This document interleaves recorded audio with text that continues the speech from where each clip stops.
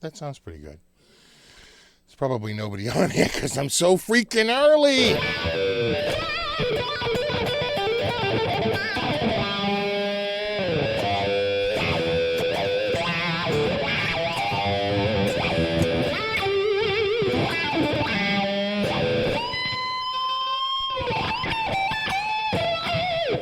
Hey, there they are. See, there are people here.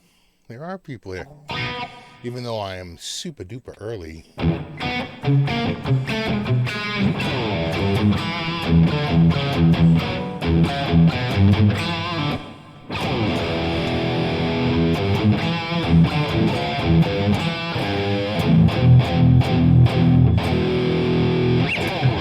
Hey, what's up, Aaron?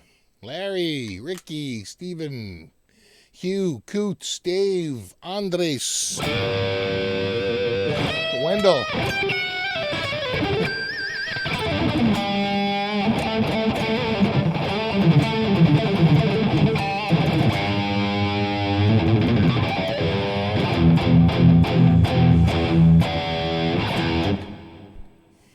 What's up, Don, Eric?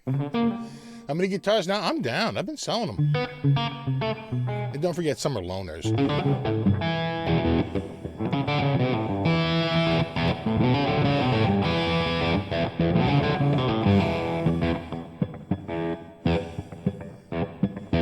Hey, what's up, Amanda? What's up, Paco? Thanks, buddy. Michael, Cowtown Customs. Gold Jack, the early bird catches. There you go. And we here. I just have to move something here. It's annoying. There we go. I don't like this thing to run in the background. It annoys me, so I block it. But it sits there and spins. So like, do you want it to run now? You want it to run now? It's like, no.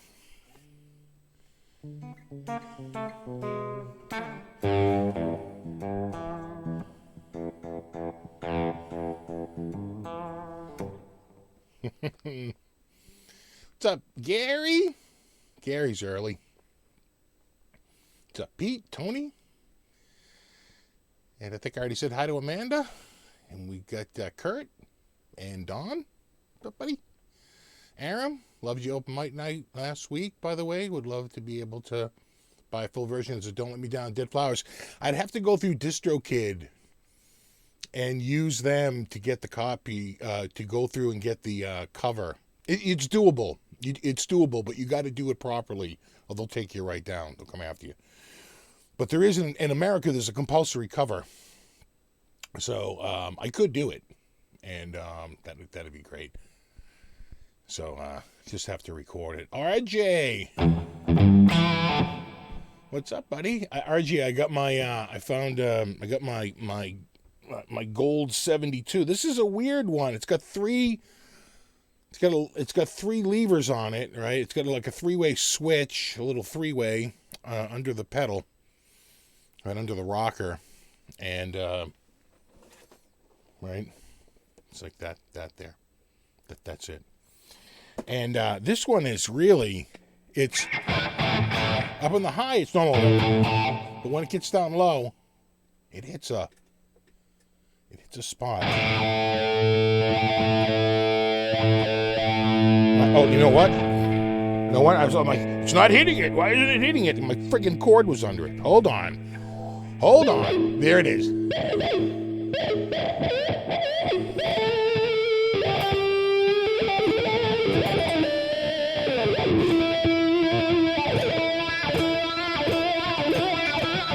What's up, Tony?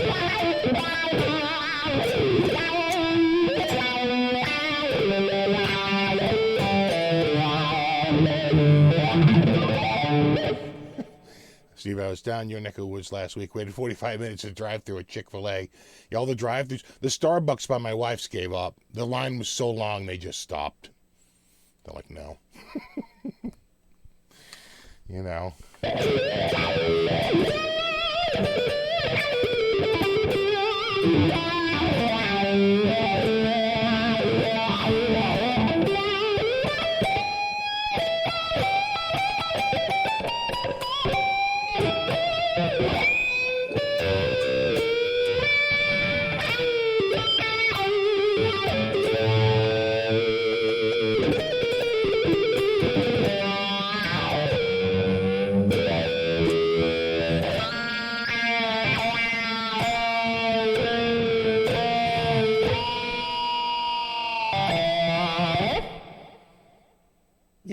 sounds pretty good. I'm calling that good.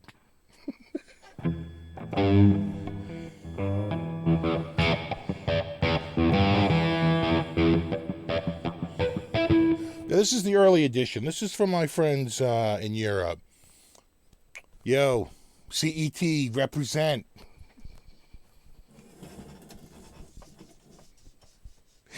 Oh, we're having fun. Yeah, my wife, she left to go up to visit her dad. And the kids they haven't left their rooms in like 2 weeks. So, I was like, I had the Wawa out. And I was kind of digging it. And I'm like, are you really just going to sit here and wait till 7 o'clock? Just turn the freaking camera. Just go. Just go. Just do it. I did. Now I'm here. I made a coffee first, though. I mean, let's get our priorities straight. Yeah, sounding good?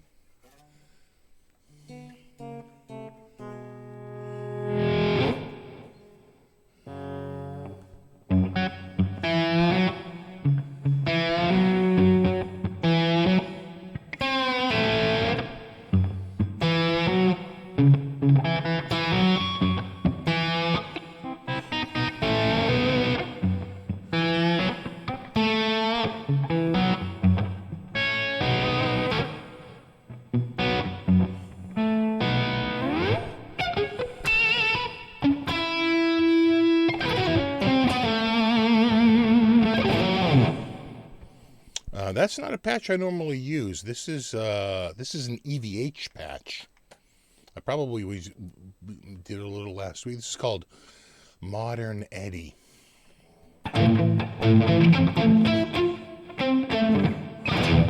Thought it worked well with this Wawa, though.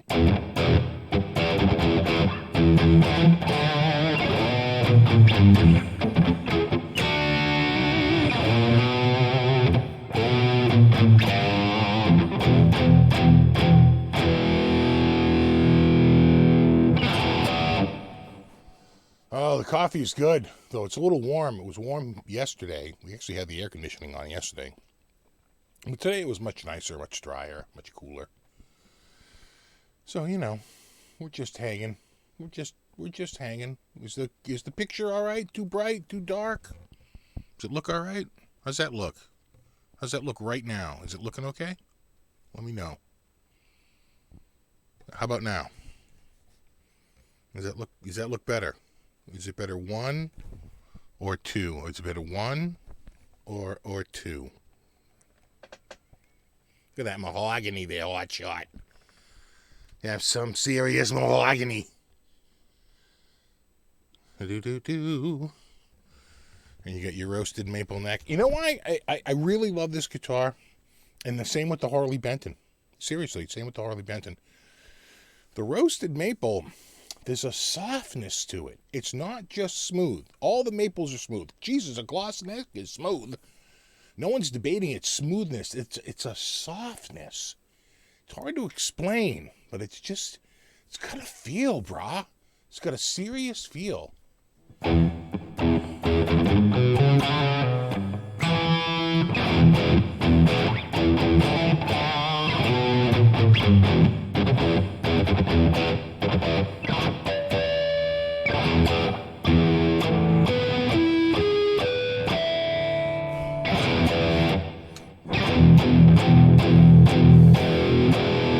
So before I forget, they're doing a sale on Vola guitars right now.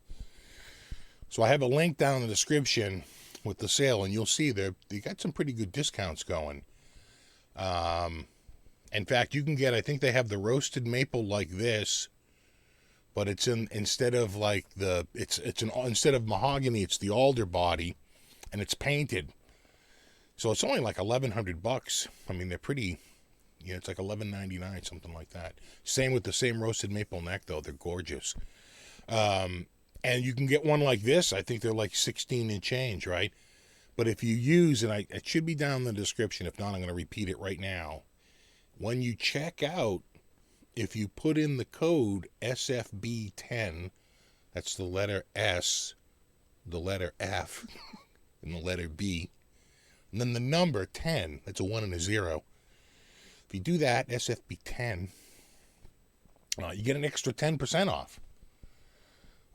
That's a pretty nice little discount because they're already on sale. When you go there, you'll see they're pretty good. They got some pretty good discounts going. So, again, I put a link in the description. This isn't an affiliate link. This isn't anything like that. Just that Vola was like, we're running a sale, and we just want to let people know about it. And we can actually help your subs out by giving you an extra 10% off if they use SFB10 when they check out. And I was like, cool, I'll let them know. And I just did.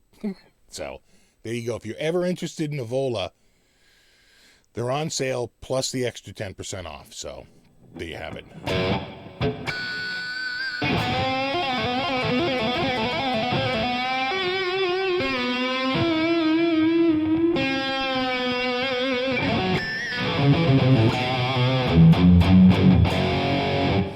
Is it SBF in the description? Really? Is it really, Gary? Is it really?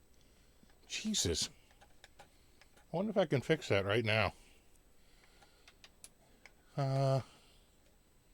Here.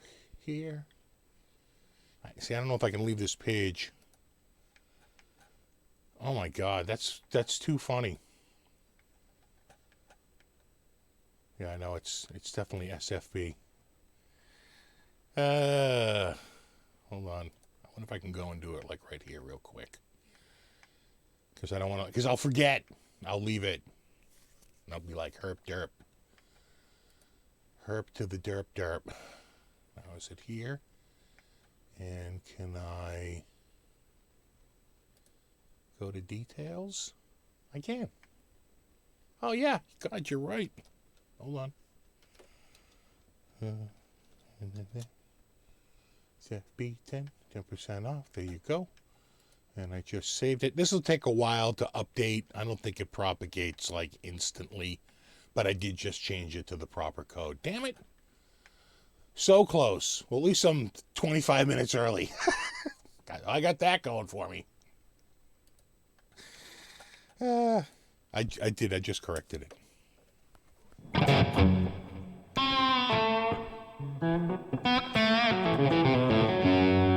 Yeah, it's SBF. SBF 60. SBF 54.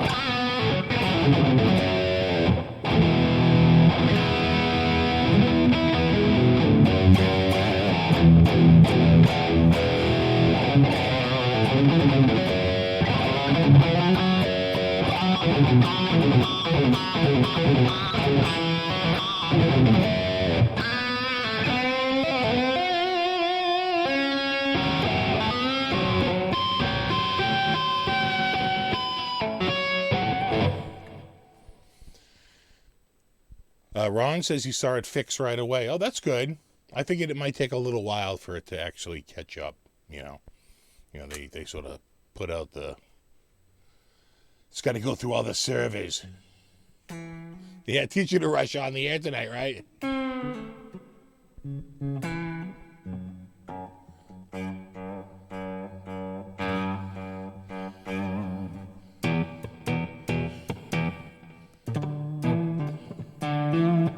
So yeah, I'm digging this little wah-wah pedal. So this is like we'll call this like setting 1, and it's got a super wide sweep to it. Right.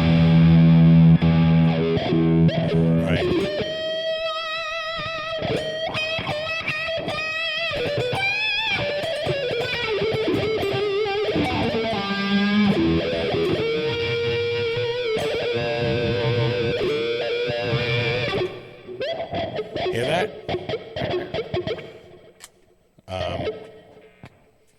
And then there's this one. It's got three modes. Hold on. This seems to be the tamest of the 3 modes. More like a regular. You know, just.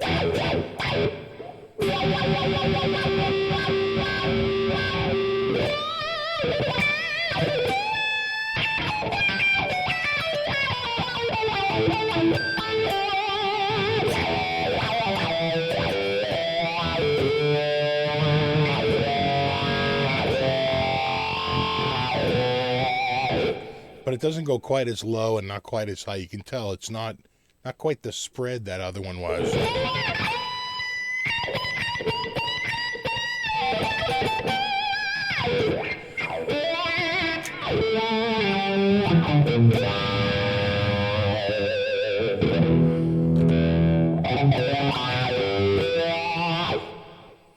All right. Look at me. Look at me. I'm Kirk Hammett. All right. And then,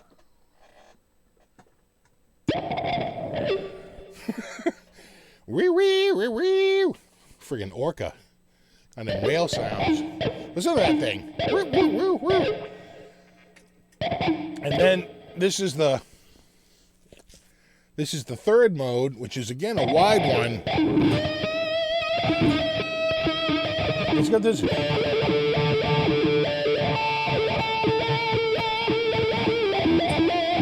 This weirdness down. This is in the very first of the rocker, and then it blooms.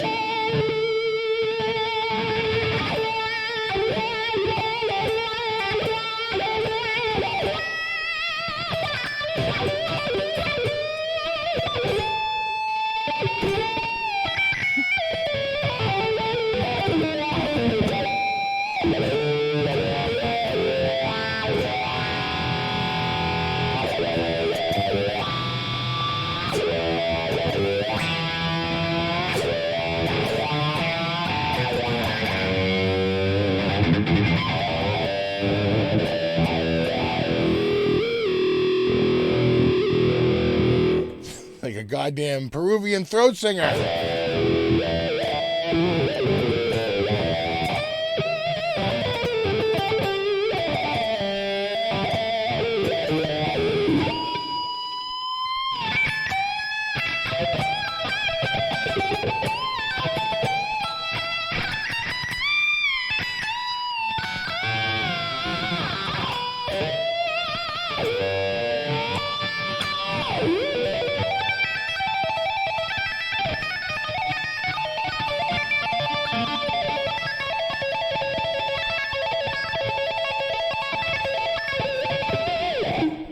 Something like that.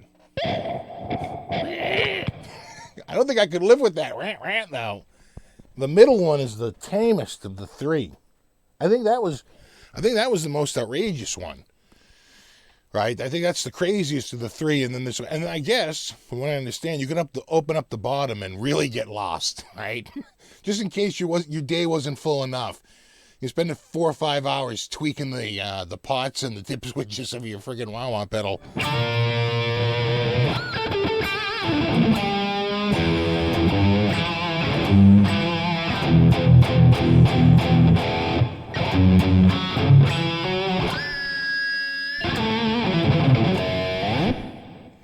Yeah, he's having a moment.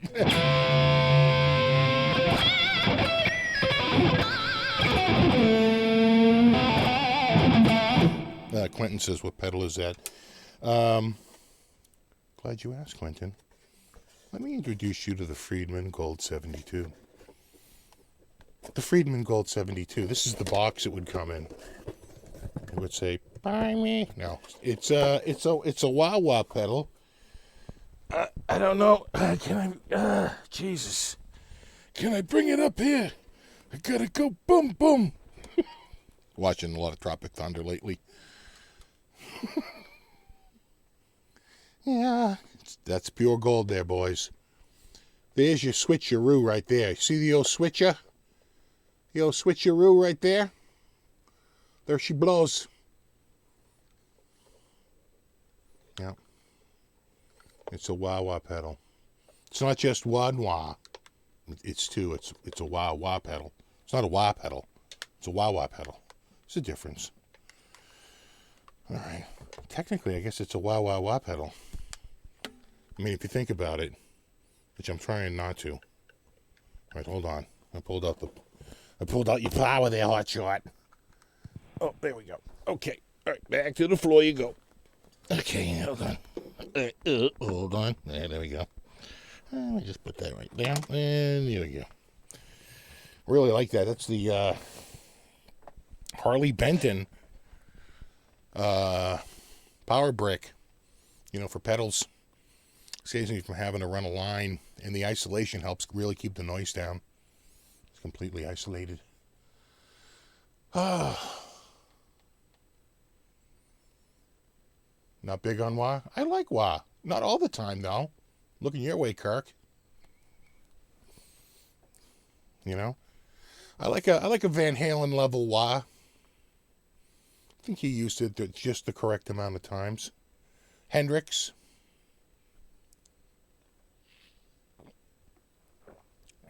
Even, I want to say even Tony Iommi on a few tunes. He had a wah-wah pedal going, didn't he? What's kind of the pedal du jour?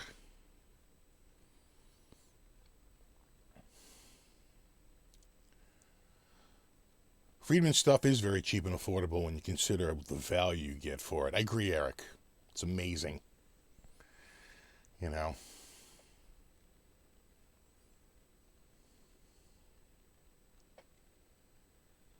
Try some Hendrix. You got to be careful, though. I'll friggin' get my... I'll get the freaking copyright police with me. Again, this is on the sort of the...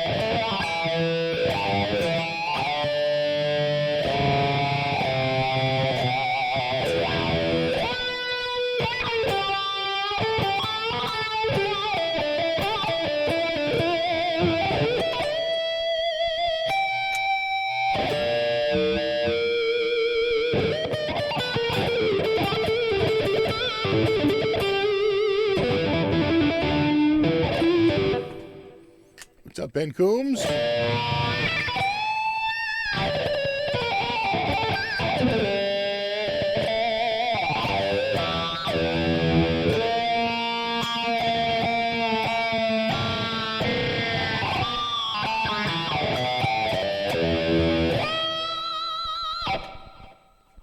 Yeah, it sounds pretty,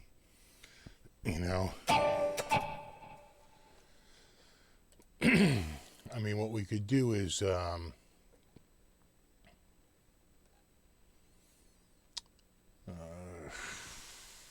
could I do? Like,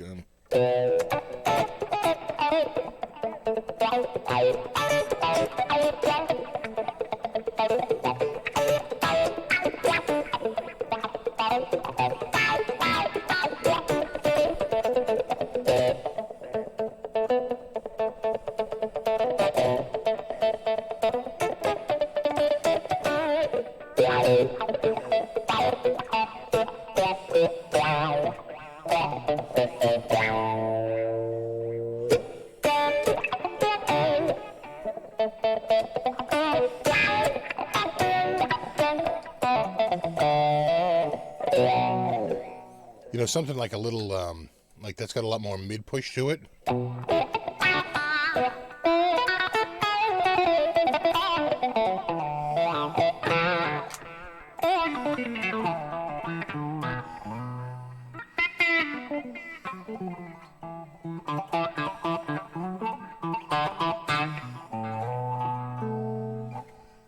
Big Fly says, how's the studio tour coming along? It's coming along actually really well. I actually got rid of the keyboard that was here, which was a huge monolith, an 88-key keyboard, my old Kurzweil, and which I bought brand new in 1994. In today's dollars, it'd be about $4,000, but at the time it was $2,500, I think. I moved it over into the new space. I got the rug, the circular rug came in. Do I have my phone? The rug came in, and the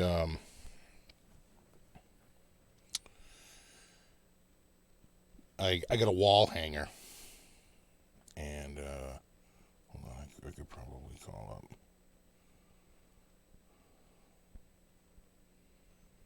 Jesus. You can't. I hate that.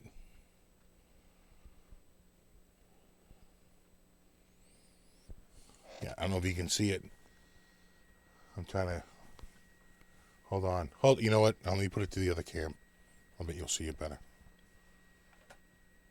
Do. You see? I got like the rug in there. You see the keyboard?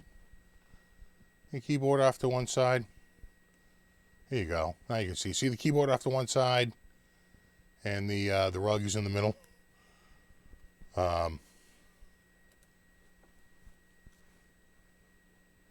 There's the rug. You can see the white wall behind it. God, it's so bright now. And you can see the keyboard off to one side. And that's just a bin in the middle that I'm using to hold the rug down. Because I put the rug down, and, I had to unfurl it. And, of course, it's all wavy. And it was a cheap rug. And cheap rugs just are very thin, and they just don't want to flatten. So, right, they want to keep their waves. So I'm trying to flatten her down.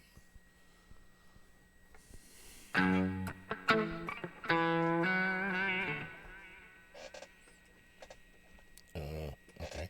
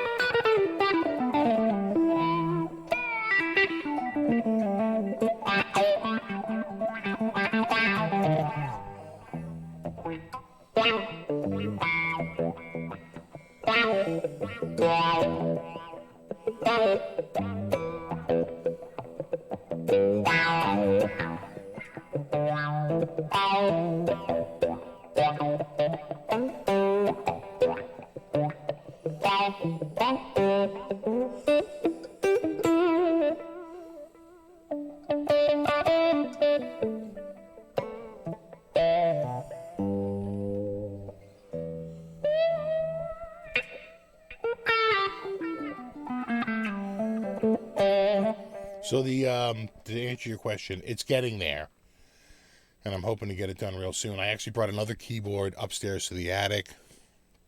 I brought a keyboard from the attic down here, a much smaller keyboard.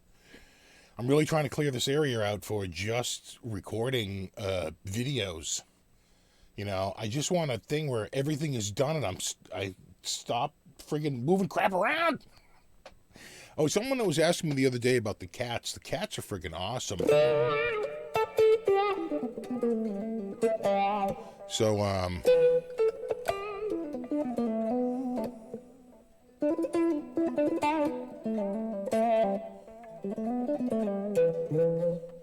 no, I've had this Vola for a little bit. Hold on, let me just get rid of it.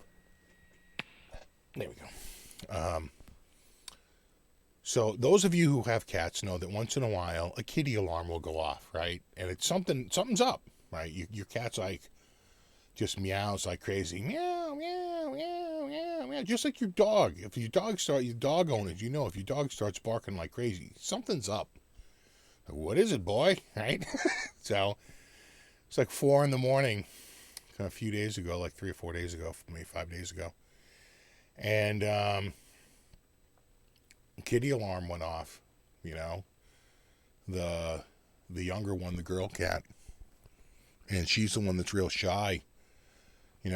The older guy, he was sleeping, but the younger one was like, something was up. Kitty alarm going off. And my wife got up and went to the top of the stairs and looked down, and she had a dead mouse at the bottom of the stairs. And I was like, yes, these cats are paying off. Oh, I love that. And I knew something was up because the other, a day or a day before, two before that, she just kept like looking at the stove like there is something in there. Like she was really going like cuckoo in the kitchen. And she was like staking out the kitchen. She was just waiting it out. And sure enough, that mouse came out for something. And it did not go well. And I tell you, that's awesome because in New England, you can get overrun with mice. My sister had a house that was like pretty much overrun with mice. They had to like really clean it out. I mean, mice colonies in the walls. It was a small house, but my God, they got out of control. And she didn't have any pets, and she, didn't put down any stuff, and they just got out of control so fast, and we finally had to call in an exterminator. And, it's, it can be a thing. And I don't know if it's just New England or what it is, but, man, mice, serious mice. We don't have rats. We're too far out. Don't really have a rat. It's more of a city thing. Mice, like crazy. And, I was like, yes. I love you. That one mouse is a lifetime of feedings now. I was freaking stoked. Because I remember when my other cat was a long time ago, and I had a broken leg. And my leg was like really broken. And I was laid up in bed. We'd only been living here like maybe a year and a half, and the cat we had already caught a few mice, but she was slowing down. And I remember we had a mouse terrorizing us, like ripping our food apart, shitting all over everything. I was like, I'm going to kill this mouse slowly and painfully. And I think I did. I got him caught in a trap, and I could hear him squeaking. I couldn't even get out of bed. I had a broken leg. I could hear him squeaking at like 4 a.m. off in the distance. And I had a buddy come over. My wife couldn't deal with it. I had my buddy come over and find him. And he's like, yeah, we got him. And that was the end of that. Oh, man, they will. They'll friggin' overrun your house. You can get, yeah. That other cat we had, Kitty, man, she was brutal. And I remember I felt so bad. We had a really snowy winter. And these poor mice, they would just stick out like a friggin' sore thumb. They'd go out foraging for food when it was all snowy out. It'd be a snowstorm. The next day, there'd be like 4 mice dead in front of the house that she would leave on the mat. And I was like, oh my God, you are vicious. Like, brutal. But, the mice, they're going out and looking for food, and she'd find them. They would just, oh, there goes one. Right on it.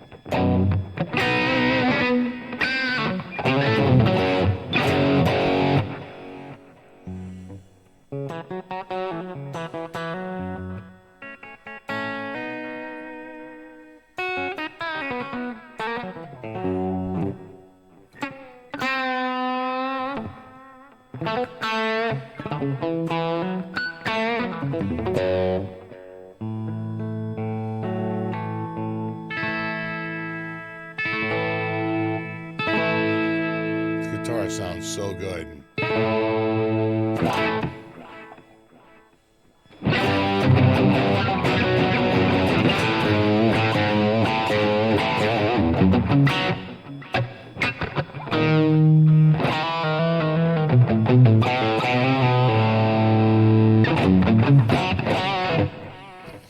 Hey, Steve, how do you feel about the current used guitar market? I think, I don't know. See, it's such a good question. I feel like it's a buyer's market because demand has slowed up, but has it? It almost feels like it really hasn't. I'm still seeing guitars sell on a pretty regular basis on Guitar Center used. Like looking at a guitar and saying, oh, that's nice, and click on the picture and it's gone. So,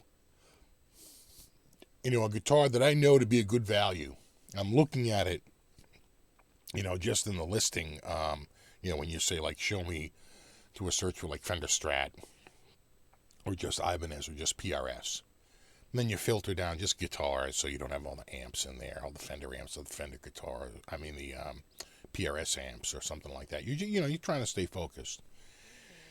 And I would notice that some of those really nice, because there were a couple of them, I was like, oh, that's a nice, Strat for really short money, gone, like instantly gone. And there was a PRS too. I was like, oh, that's a nice PRS for pretty short money. I could tell. I was like, wow, that's real. It really stood out in the thumbnail and gone. So guitars are selling, without a doubt. I see them sell. So I don't know. I've always thought it was sort of a buyer's market for the last few years, but it depends on what you have. If you have something that's sort of in demand right now, you know.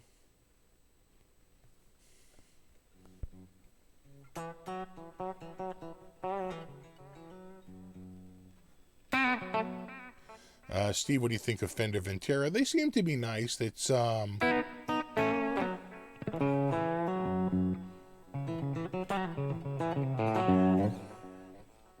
it's like sort of their vintage. It's like, isn't that what they did? They got rid of did it replace the classic series? The Venteras are now the sole vintage style instrument in the made in Mexico lineup. I'm not sure.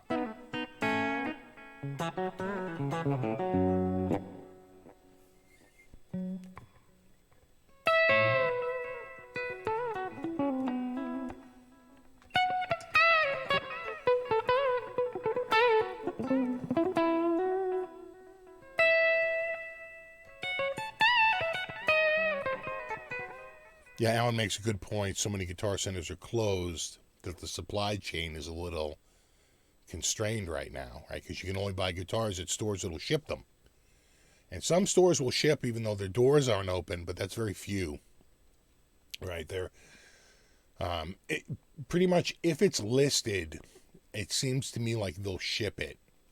Just maybe not the same day, right? It could take they have a shipping day where someone just comes in and fulfills the shipping orders, and they kind of keep their social distancing, and they don't have the retail establishment open, but they'll fulfill an online order.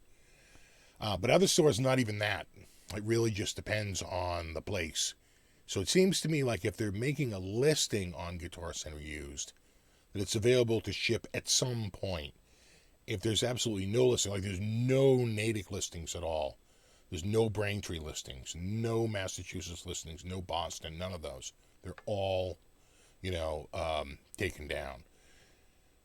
That tells me they're not allowing really anyone in the building at all, even for shipping purposes. But in say Pennsylvania, there's some they're like, well, we can ship a guitar, but the showroom is closed. So it really just depends, region to region, how they're handling it.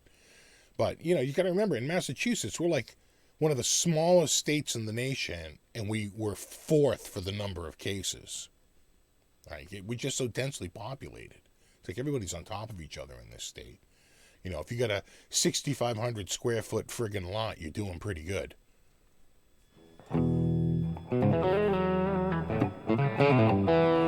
Steve, how do you feel about the Spark amp? I did a whole video on it. I like my Spark amp. They're very inexpensive. They're like $250,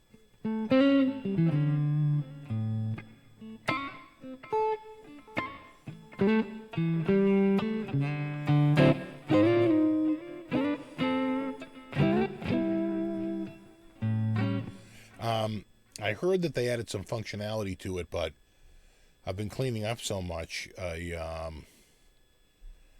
had to, move a bunch of crap around. The one downside, I think, to a lot of these things is that they come with a power supply that I have no idea what the hell the power supply is to.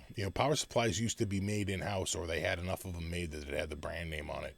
Now they just use third-party, power supplies, and it means that I have to go around and find the actual power supply and then write on it in a paint pen. This is what I have. But it actually took me a second to actually figure out the Spark power supply, because I have a lot of products down here that take power supplies. The Orange amp. In fact, the Orange amp and the Spark amp have very similar power supplies. Not exactly the same, but a little bit. Is that on? Oh, that's not on.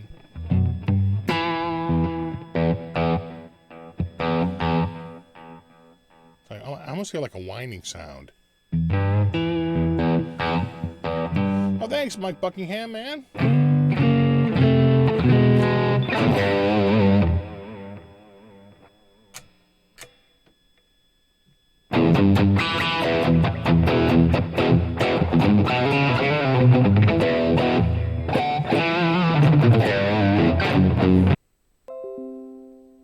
Huh.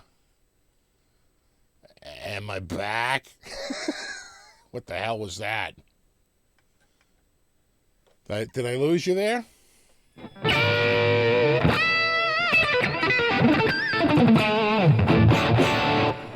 I back? Am I back?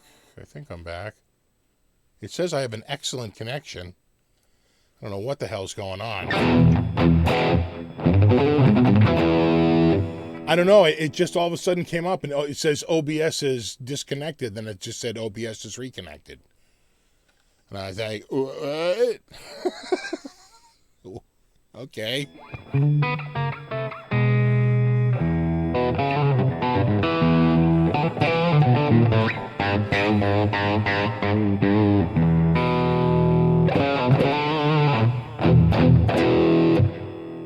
I swear I hear almost like a little high-pitched whine.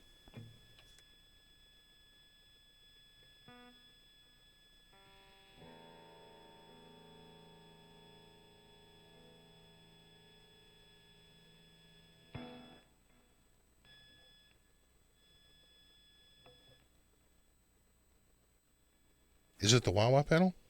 I don't think it's the headphones. I mean, I don't think it's the microphone. Oh, now it's gone. Ah.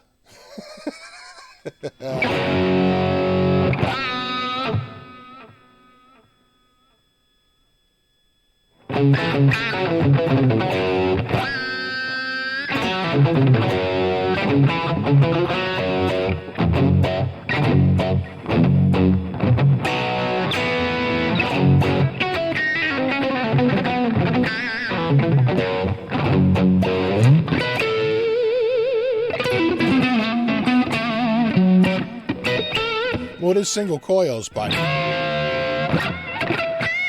have the gate on, so it's, and I have the volume knob down right now. So if it's a whine, so let's do this. Oh, hold on. Oh. Ugh, God, my foot. My foot, man, my foot.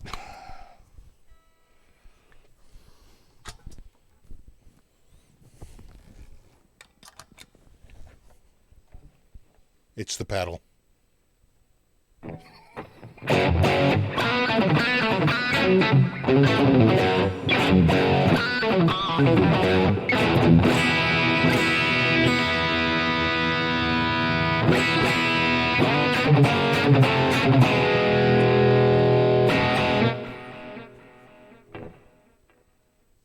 It's not there. Yeah, exactly. It's a Watena.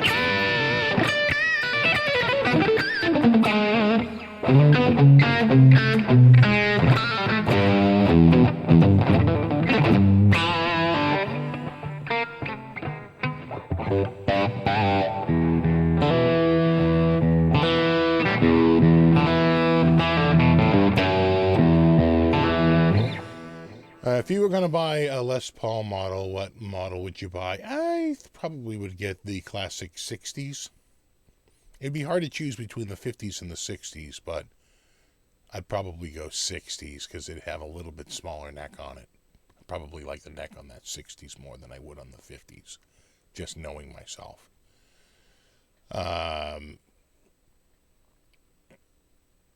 I also like the traditional, but I don't think they make it anymore. I don't know if that's even in the lineup any longer. You know, I think they're all traditional now. They don't do any more weight relief. I think that's a thing of the past. So.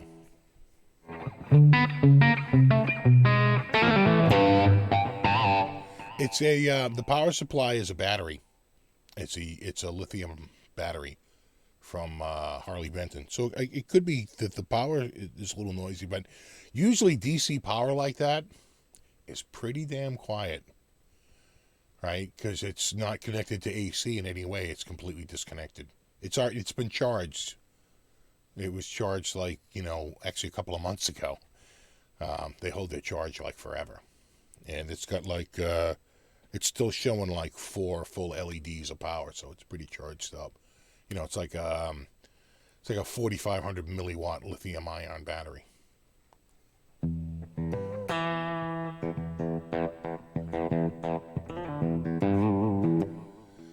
Steve, I just retired, own 40 guitars. Look at you. Can't have gas anymore, but love every one I come across. Yeah. You probably, if you got that many, you probably got all the ones you want for the most part. Maybe they'll come out with a new limited edition color of a guitar you already have, and you'll be like, that is a good color. You know how that goes.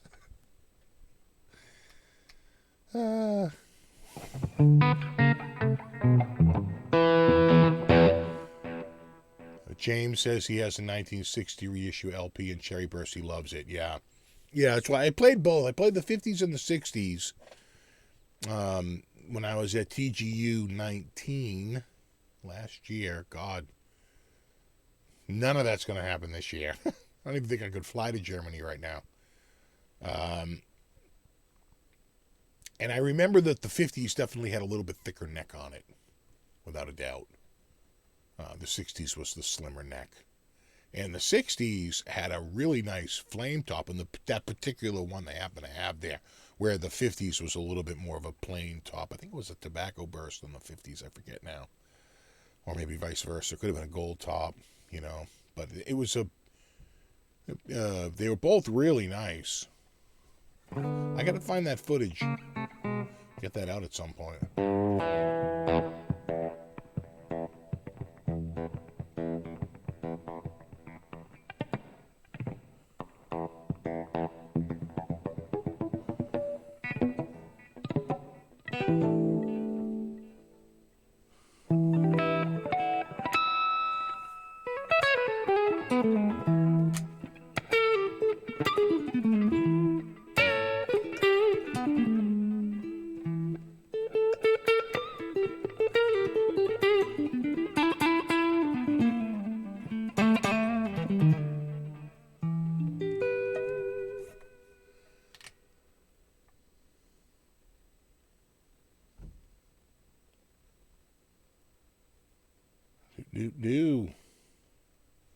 Oh, there's my coffee here. Oh God, I'm so sweaty. Got a little muggier here.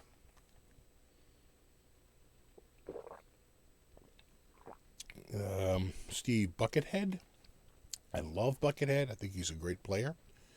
I've seen Buckethead a couple of times live and really enjoyed it. Just like really, really enjoyed his playing. And I'm just envious of his what I want to say, like his output, right? Just the sheer amount of music he's put out. That alone is enviable, because they're not without some concentration, right? It's not like it's all crap. It's like it's really good stuff. It's like it's all pretty damn good. And I kind of like that whole techno side that he does a little bit. And I love his stuff when he does with the with the delay, when you do the delay repeats and you get that that real sweet double time going. He's like really the master of that. Eddie Van Halen really started it with Cathedral, but he really took it to another level. Was Robert Baker here?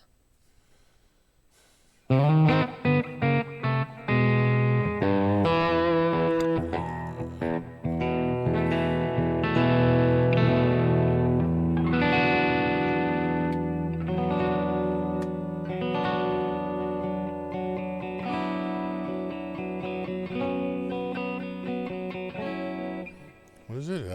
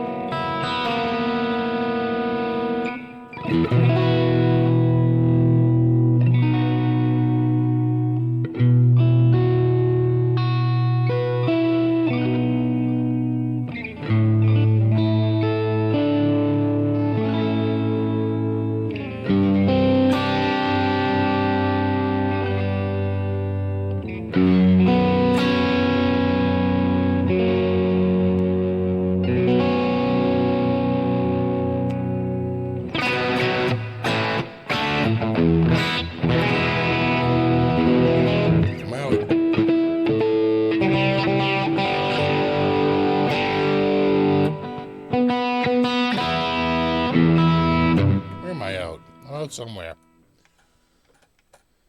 Oh, let's just go. Let's all check out the tune. Oh, there it is. Slightly steady. That's on. That's pretty good. That's a little out. Tiny bit. There we go.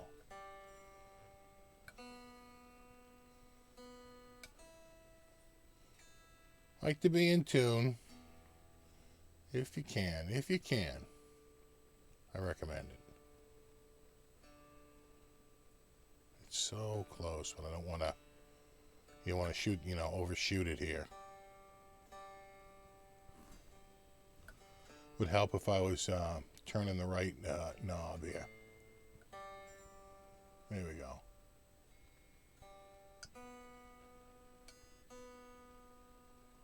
Yep. Yeah. That's it. That should do it. We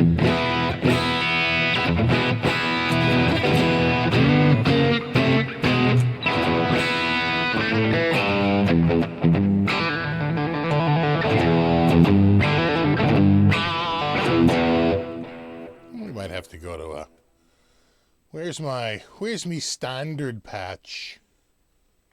I very often use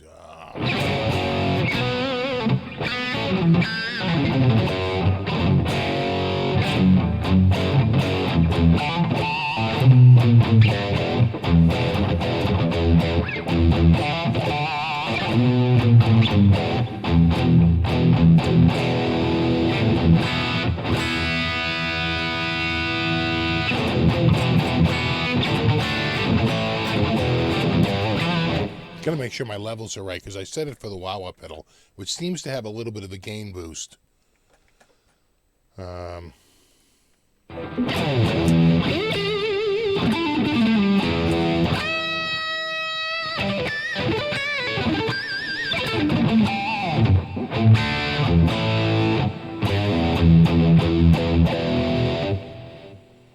thanks, Anthony.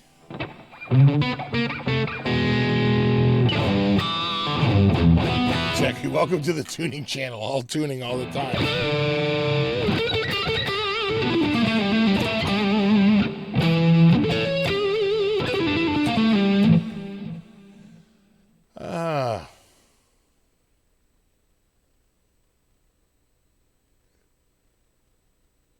You've been Juan Blanco?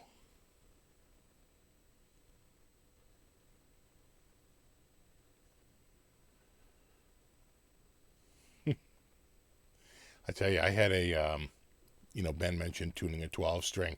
I had a 12-string electric. Of course, it was a brand new guitar with brand new strings. Tuned it all up, but it would not stay in tune. Oh my, that thing needed like 2 or 3 days worth of playing, right? And it stretched the strings out. It would have been fine, but oh God, it was a nightmare.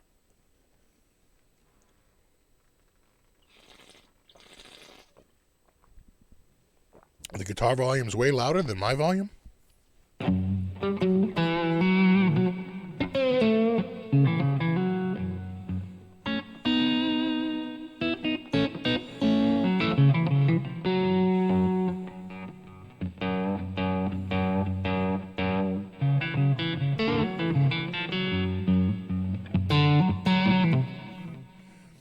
Steve, what do you think of Road Worn or Relic guitars?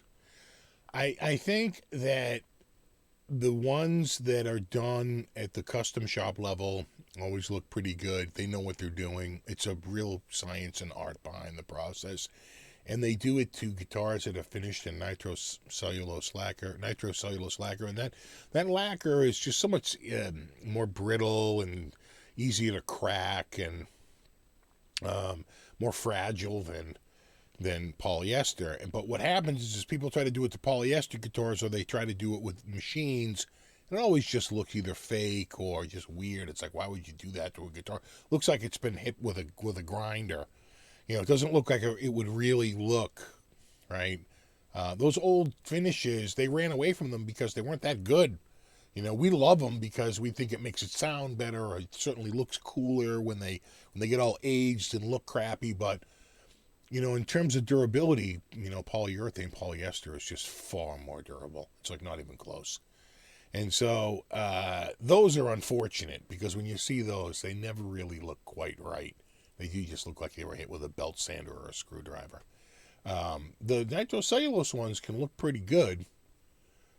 Certainly very convincing, like they're real, but they get expensive. That's a lot of handwork. And as soon as you have someone step up to a guitar and do a lot more handwork to it, the cost shoots up for all those labor hours.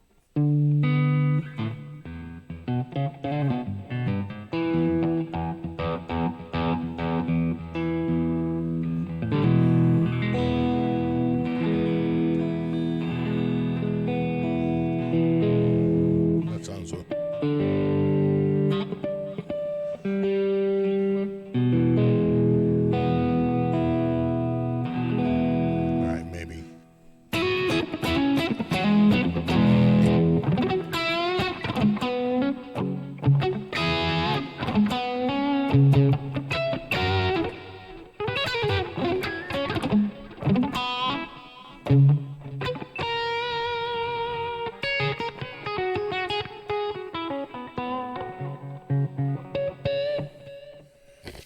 Yeah, the Closet Classics are probably the best of it because they don't really beat them up, but they age the finish a little bit. Right. So the NOS, the new old stock, is like a brand new guitar to vintage specs. The Closet Classic, though, it's like a little tarnished, a little checking, and you know what I'm saying? But it's not the beat up relic that they do. That's the sweet spot, I think. Or the Journeyman relic, right? Which is, again, a very slight relic. The Journeyman relic or the Closet Classic. Those are good. The Fender XII, the Fender 12, is pretty stable since it has individual saddles. For each string, yeah, it makes a big difference. I really wanted to get those. I could have got one for really short money, but I just didn't have the cash at the time. I just couldn't do it, but I really regret it. It was beautiful. It was in they're made in Japan, but it was Lake Placid blue, and they normally sell, used about $7.99, and this one was like $3.99. And I was like, I hemmed and hawed, and someone bought it up pretty quickly. It was available for a little while, and then it was gone. It did not last.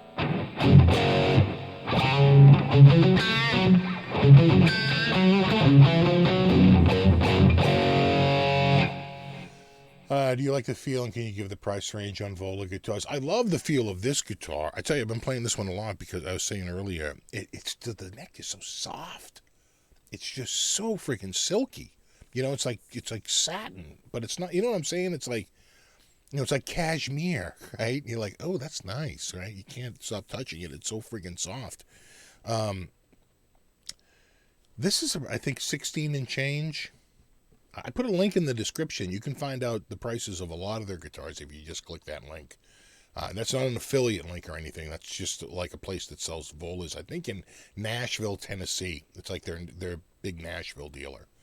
So he'll have a bunch in stock, and I think they range anywhere from like $1,100 to like $2,500, depending on what you want, what you get.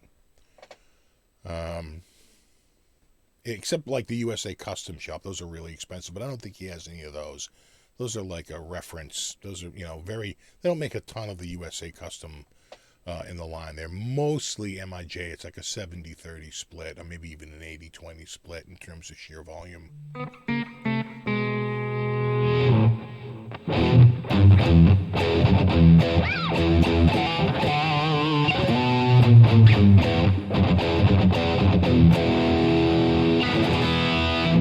Know any Crocus tunes?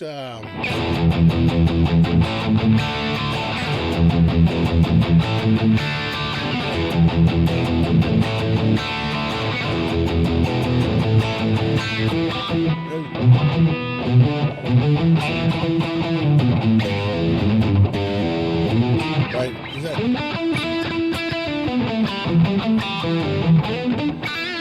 Right, it has that little guitar run. You know? Yeah, Cashmere, what's that spot? Oh, it feels so good, you know?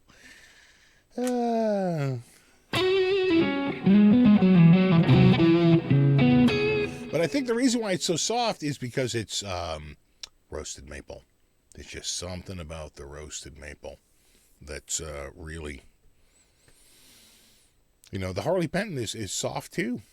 You know, it's like you notice it, you're like, wow, it's really amazing. There must be something it does to the, to the maple in the roasting process. I don't know if it tightens the fibers down or crystallizes them and makes them more of a shell, the caramelization. That's where the brown comes from, right? It caramelizes the sugars in the wood. I don't know what's going on, but whatever it is, it feels really good. It really does. I am definitely a fan of the roasted maple necks. I could see myself. I thought I was going to be like all in on the rosewood necks, but those don't feel nearly as smooth as roasted maple, you know?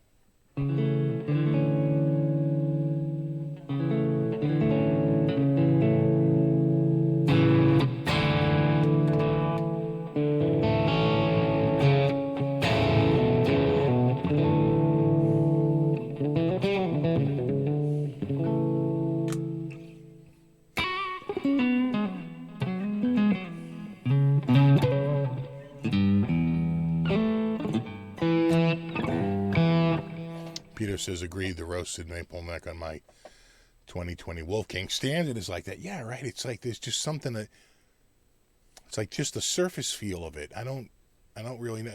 I noticed it right away with the Harley Benton, and I was like, oh, well, whatever process they're using. But the Vola was very similar. And I was like, oh, geez, well, maybe it has something to do with the, with the roasting process. And, it's sort of a similar feel across guitars once you go through the, the roasting process. I guess that's the attraction of it, because it really is silky soft, man.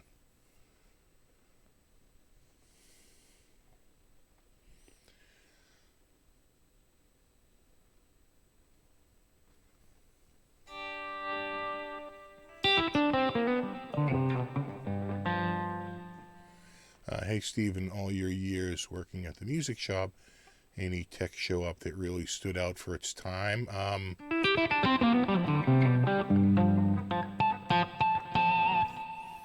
I would say that we had one of the first samplers to come in, which was the Roland S10. It was expensive, and God, was it garbage. Floppy disk drive loader. Took forever to load the sound. It was a nightmare.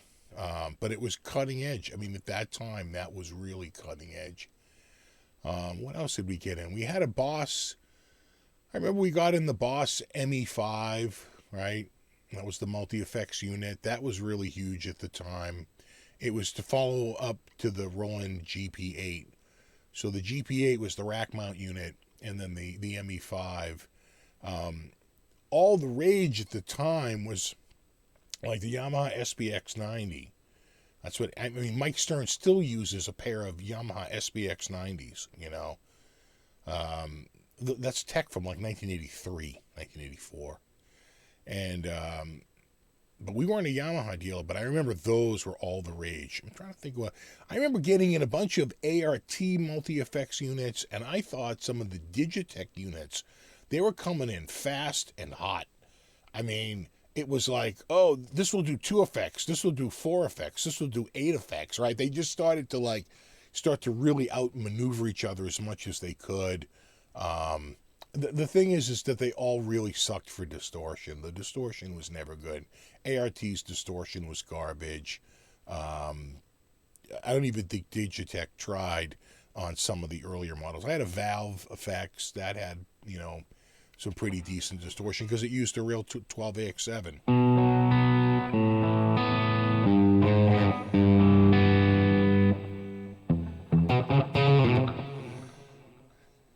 HB isn't 3,000 less than this. This guitar is like $1,600. And Harley Benton's like $450. This is about, well, if you think about it too, if you do the 10% off, that would be like another, what, 160, 170. So you'd be around like, what, 14 and change, right? Yeah, it's about $1,000 more. But don't forget, the Harley Benton doesn't have a gorgeous mahogany body like that. The Harley Benton doesn't have a gorgeous ash top like that. You know, they use a like a veneer, like a flame maple veneer. And I can just say that like the neck roll on this is definitely nicer. The Harley Benton's actually rolled, but it's rougher than this. You can see it was rolled by hand by somebody on the line versus this, which was clearly machine rolled and friggin' perfect.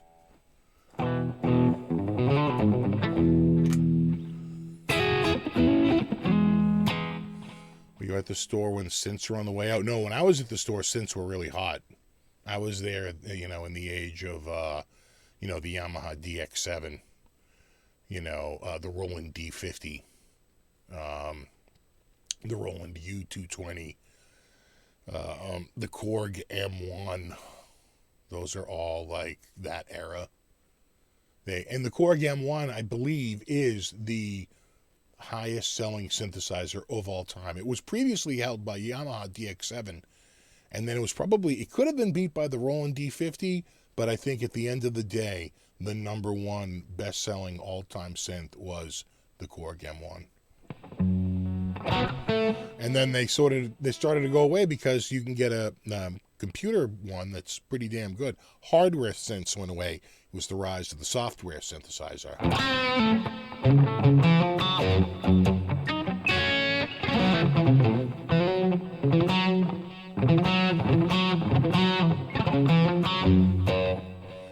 Do they have that guitar left-handed? I'm not sure, but they did come out with a whole left-handed line for Vola. I don't know if they have this exact guitar, but they do have.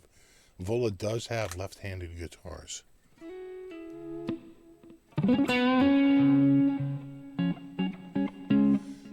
But do they do anything under $1,000? Yeah, well, if you apply that coupon, it will be. I'm pretty sure. Yeah. And I believe it has a roasted maple neck.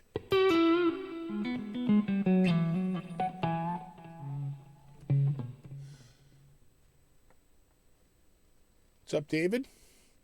Krellbar says the M1 is also the bass sound on Seinfeld. Yeah, I'm sure. Right? It's the Korg M1 like slap bass. Right? That's all. That totally sounds like it's played by a keyboard, without a doubt.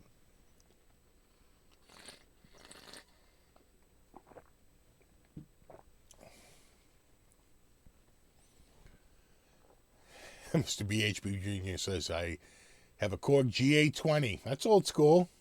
Is that the one with the big meter? The big one, right? It's a rack mount. Is that the one? Is that the rack mount one with the big meter that went across? Aljon Go, what's up, my buddy?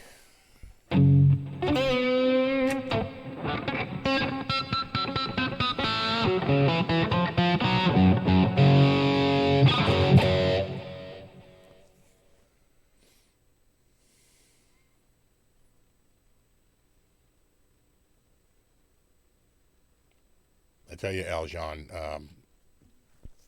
I saw an LP today I was gassing for hard. It's used, a traditional, but it's in the iced tea burst. That iced tea burst is a beautiful color. And the flame, God, the flambe on that, it was just so nice. I was like, you can't do it. You're in a pandemic, damn it. You can't be buying guitars.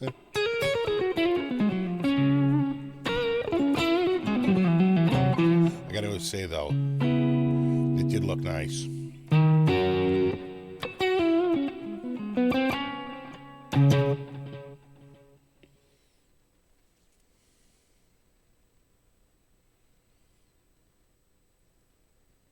I always wonder why TTK doesn't buy Or the Tone King doesn't buy a proper synth so he can play piano. He's got a keyboard. If I could recommend anything to him, I would say just get the soft synths. Don't go nuts buying hardware synths, because for a couple of $100 you can get a pretty decent soft synth. I mean, really, really nice sounding. If you don't need the hardware, if you already have a controller, what's the point? If you got a decent controller that has a MIDI out or a USB MIDI, just use that.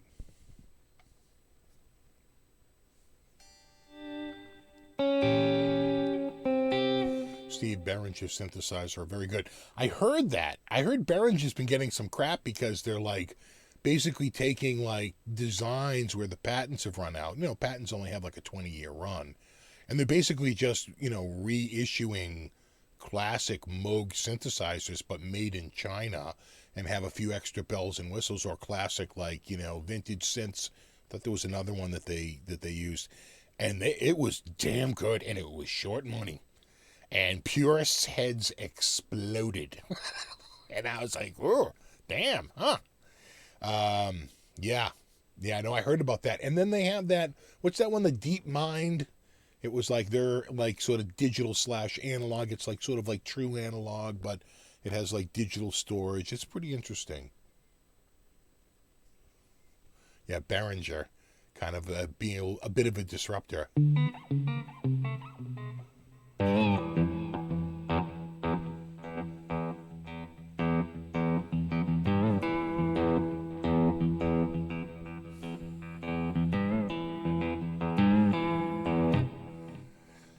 Hi, Steve. Love all you share with us. Any chance an updated release of your presets? Yeah, you know what? I should do that. Let me go through and add a few more to it, though, so it doesn't feel like it's lame.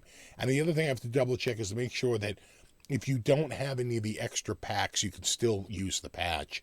I found out that I had used one, and it had like an IR I had used on it, and they're like, we don't have that IR, and I'm like, I know you don't. I should have just replaced that with a stock, cab. Yeah, I'll do that. I should go through and do that.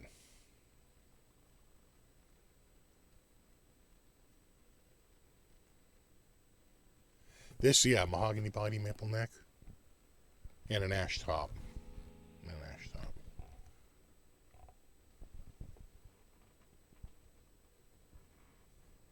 Making sure I don't whack the headstock here.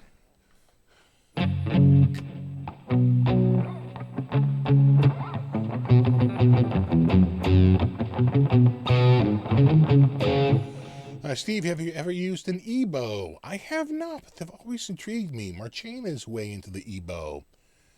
And, I gotta say, I was definitely intrigued by it. They run about $100. Not very expensive. I should just get one. And they seem like a lot of fun. I kept telling myself, my leg is getting caught up on this cable here. I kept telling myself I should get a guitar with a sustainer pickup in it, right? With like a sustainer. And maybe that would, it's pretty much the same thing. Yeah, but I agree. EBow.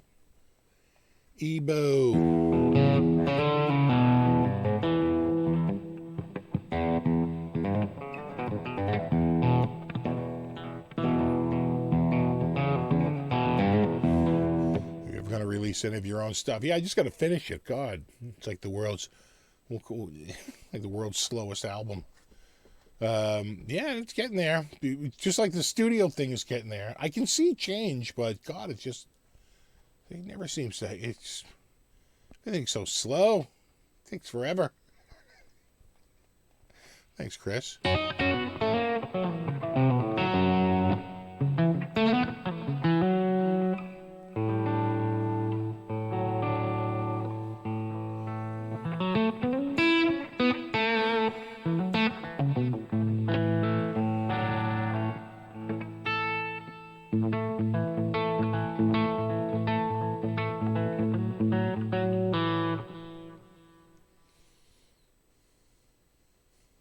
Like the back better than the front. It's a nice looking back on that. We could switch it up. We could switch up guitars if you want. You know, I've been going like an hour with this guitar. So friggin' early tonight. It's only 7:30. God.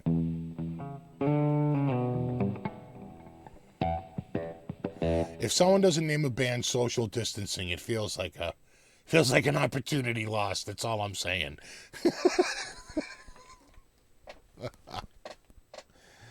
Ah.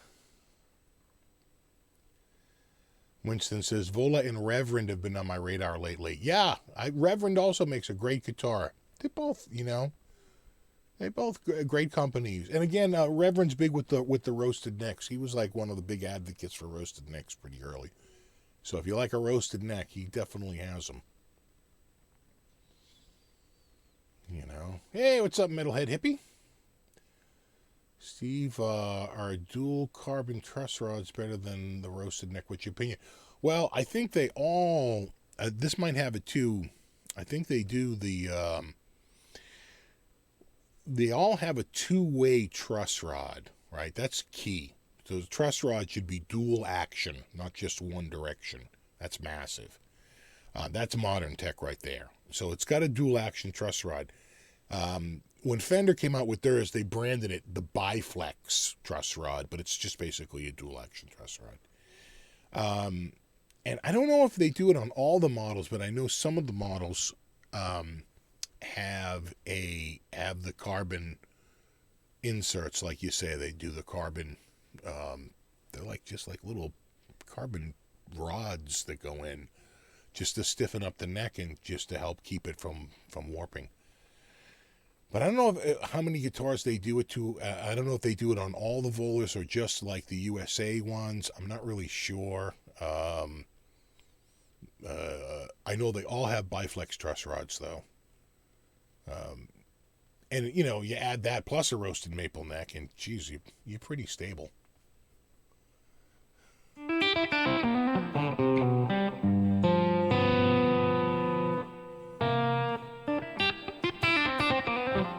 Oh, wait, what? Hold on. Wait, something's flashing in off the radar range here.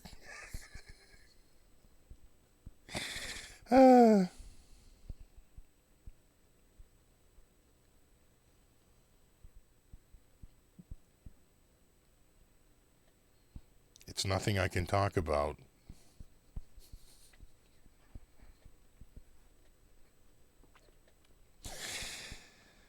Nothing I can talk about right now. Let's just say it pertains to our conversation. Oh, that's funny. I love that. All right, what are we doing?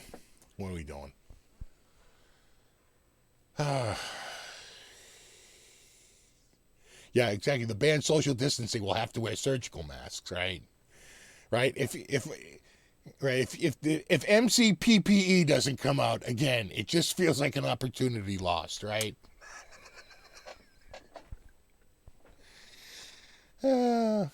What's the prettiest note?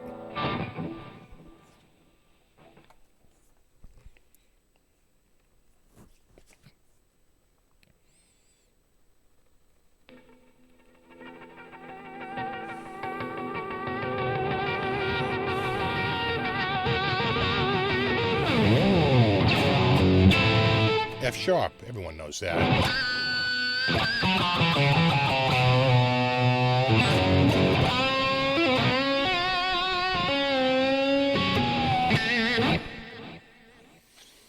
All right. Well, oh.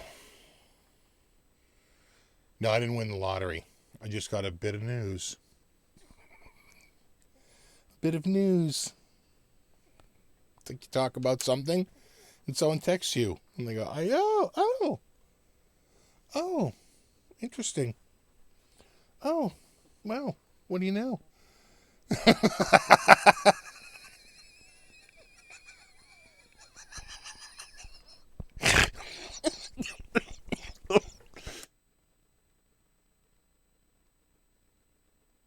You're gonna kill me.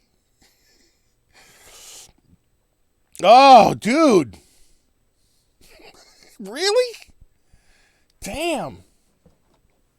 All right. Okay. All right, we'll take that under advisement. All right, we need a new guitar. What are we doing? What do I got nearby? I got the Epi. You know, I could just swap this out right here. I've been wanting to play this one a little bit more. Here, just do this. Go like that. Oh, God. There's a serious weight difference between these. God, that's got a little bit of weight. I'm just taking the lazy way out here. I'm just going to switch that to that. And then this to this. And then I probably got to tune up a little bit because it's been sitting on the wall for a couple of days. Let's go here. And then I got something right, y'all. Oh. Hold on. Hit that. Whew. God, this thing is like...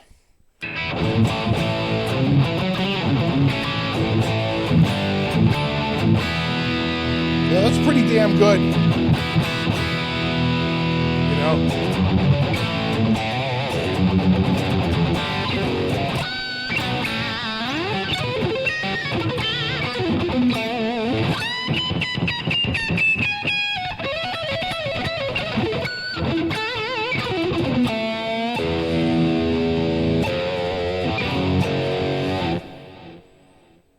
I think that sounds pretty good. I'm calling that nice.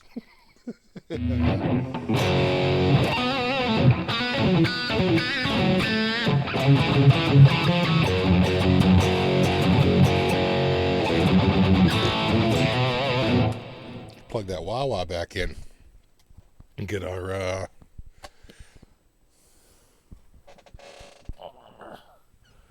let's see how it sounds with this.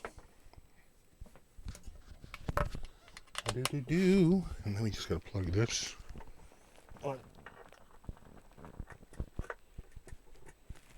I just gotta move that a little bit on. Sorry about that. That's the mic.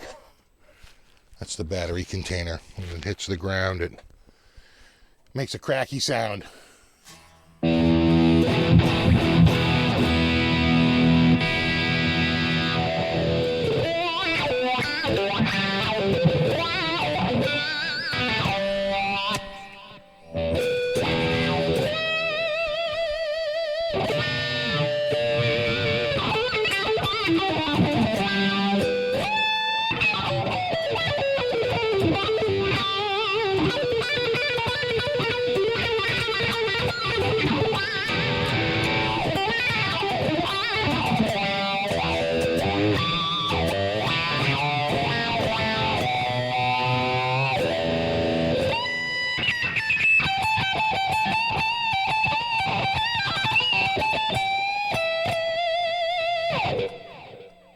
Yeah, that sounds pretty good.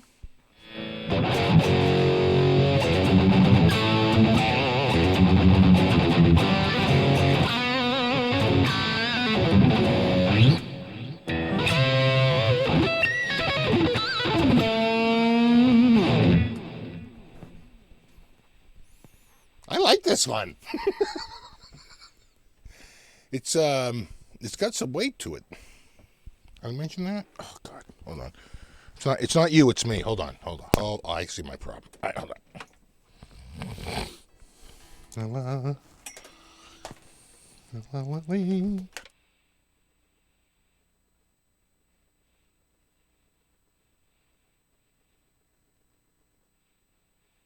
Check. There we go. All right, sorry. I just had to turn it off or you're going to hear popping and cracking.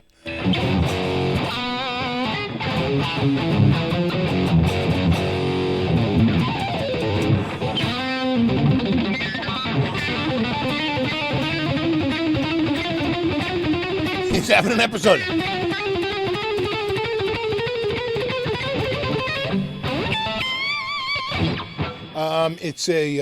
It's this wah. That's the wah. Friedman Friedman Gold 72. And it's got some funky, that's on like normal wah, but then it's got like crazy wah. Let's do this is one of the crazy wahs.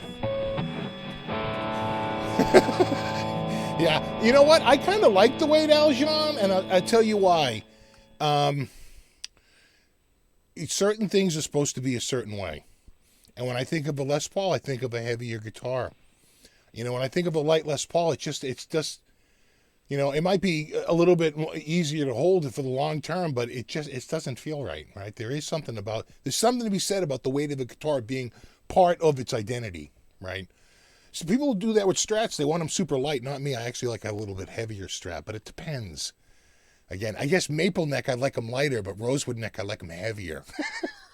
It's weird. No one can explain it.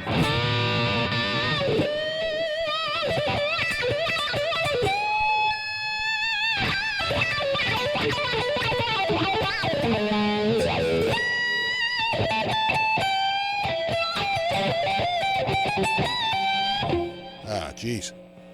I'm getting a little bit of the old split finger. Damn. Ow. Yeah, I need like a kill switch.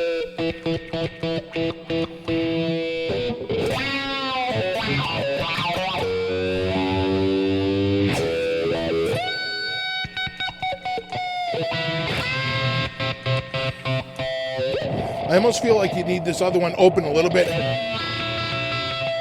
Maybe off a little bit. Yeah, like that, right? Like that.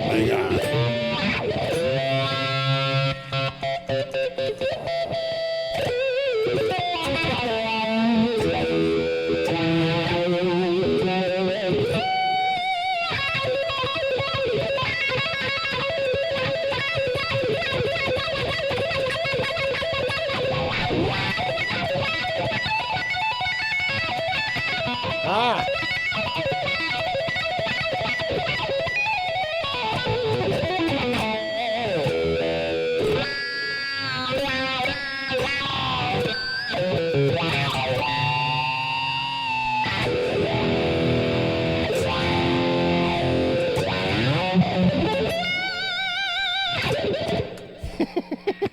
It's kind of like just as crazy. That wire in particular. Again, it's got 3 settings on it. That's kooky. That's kooky number 1. This is normal wah. This is like.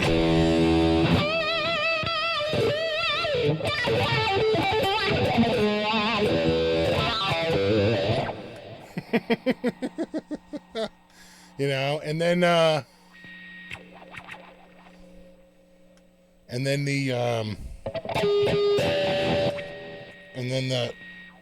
the other one, that's like kooky number 2. Again, gets a little.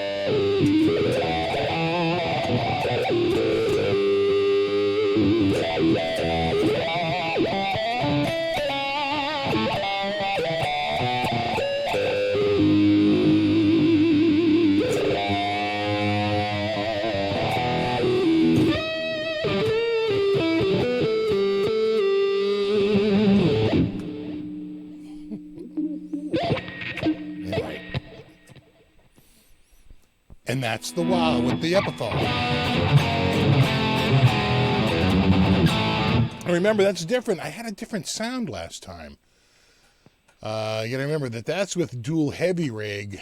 I want to say when I was playing it earlier, I was probably using Modern Eddie, one of those other ones. But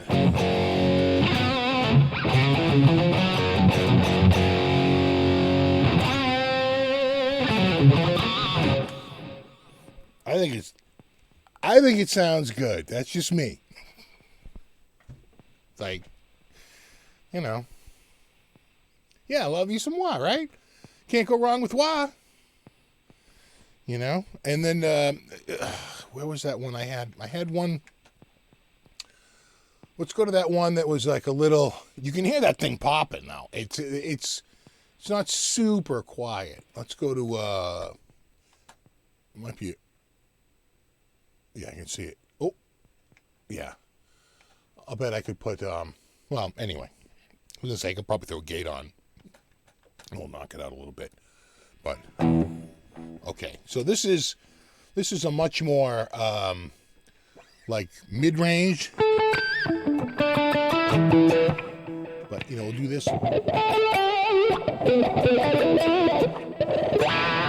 Maybe not so. Let's try the middle one, the one that's not so crazy. Okay, this is the tamest of the three.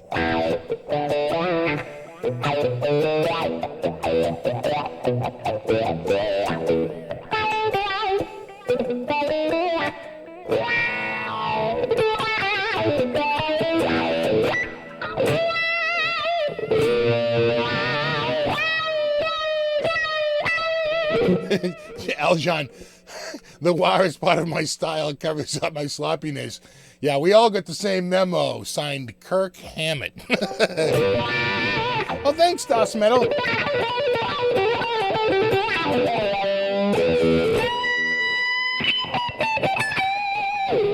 gotta do that, Steve Yeager. Yeah, right.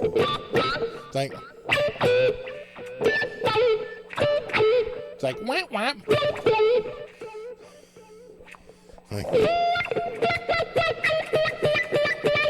Right, he does that like little laugh. Now,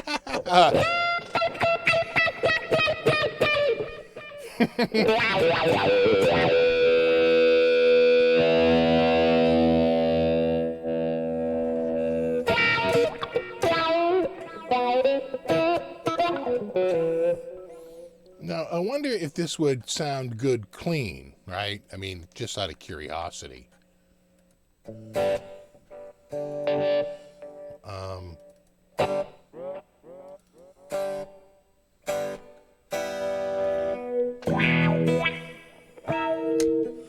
Like to do like a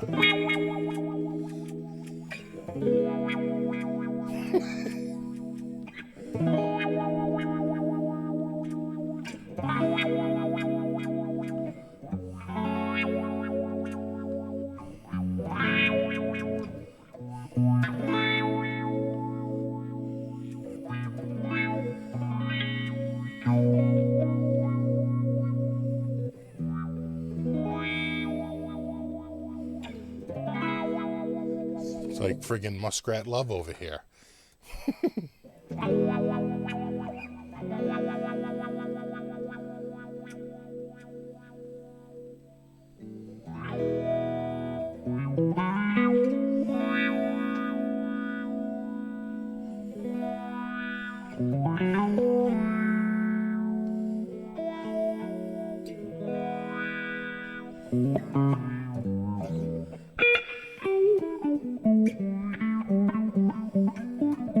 Oh yeah, 10cc, right?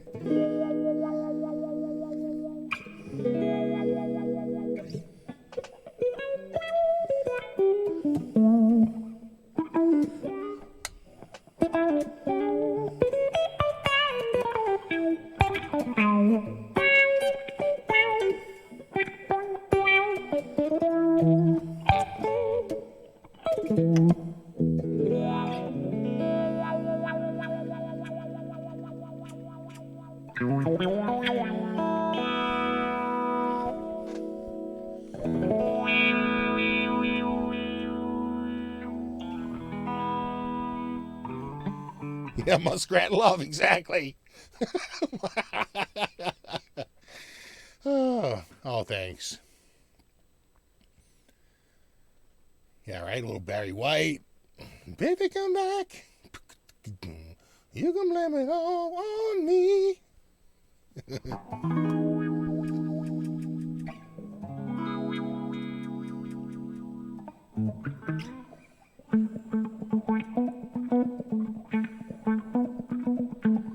Oh, yeah.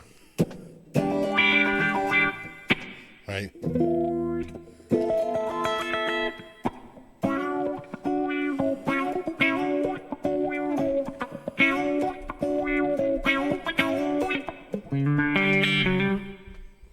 That sounds like Kiss by Prince, but that's actually by Hiram Bullock, called Window Shopping.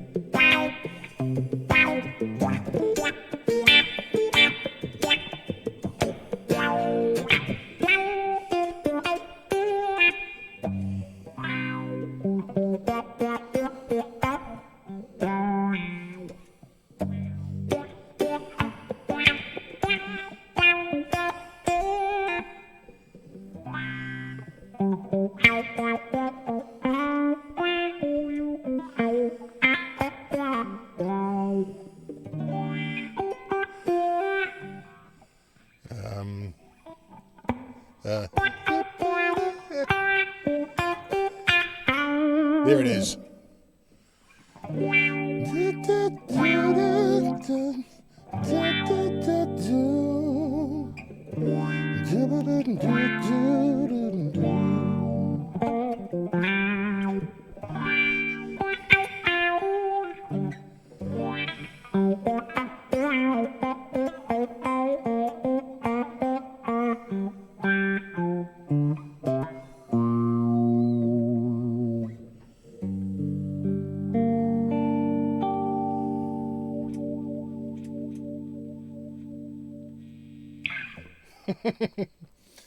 Yeah, it's like I almost feel like I don't know if you've ever heard again, not to harp on Hiram Bullock, but Hiram Bullock did a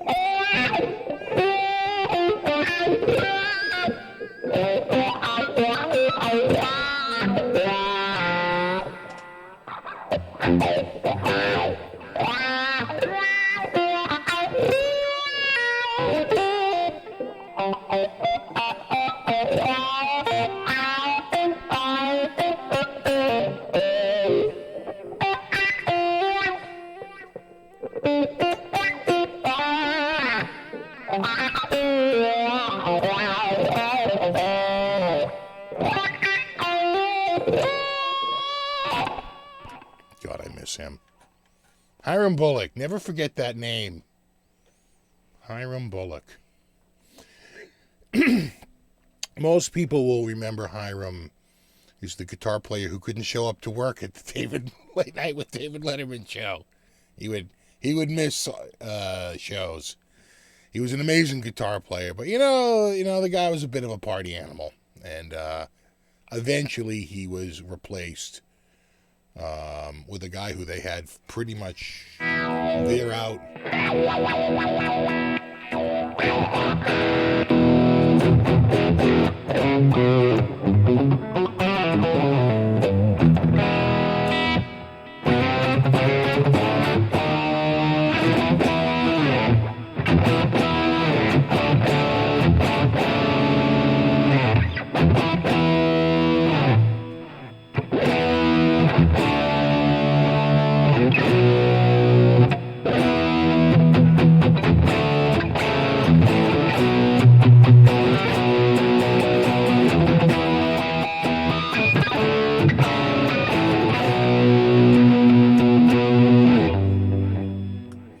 Sure I'm hitting the right knob here. Oh, let's see. You could actually pull off a George Benson impersonation.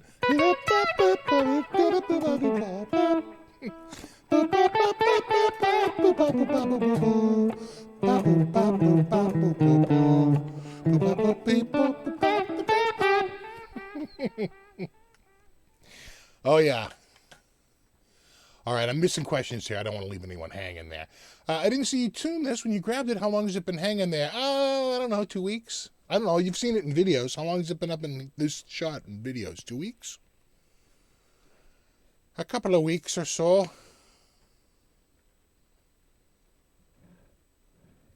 What else? I hear someone in the kitchen. I have to go up there and crack a few skulls. Yeah, this is like a $600 guitar, maybe $650. About $650. Yeah. Yeah, I think the list is like $679. They're pretty regularly like $650. Maybe you'd see it on sale for $599, but I think you should expect around $650 for most retailers. But prove me wrong, retailers. Prove me wrong.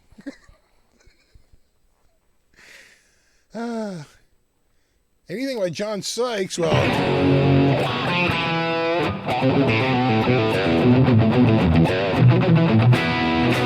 I think technically that counts, right? I'm going back to my old favorite, and I'm gonna add the quiet button because that pedal seems to be pulling in. You know, I have a massive fluorescent light right here and an enormous computer right in front of this thing.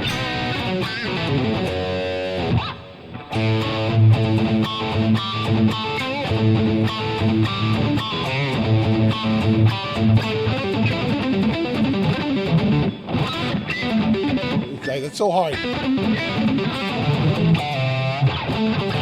Yeah, there it is.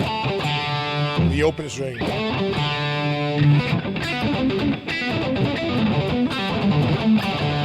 Something like that. Something like that. Not really. Not even close.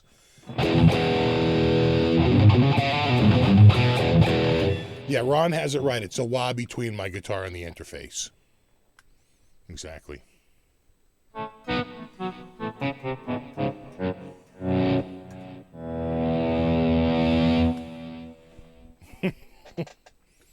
We'll add a little wah on this sound here.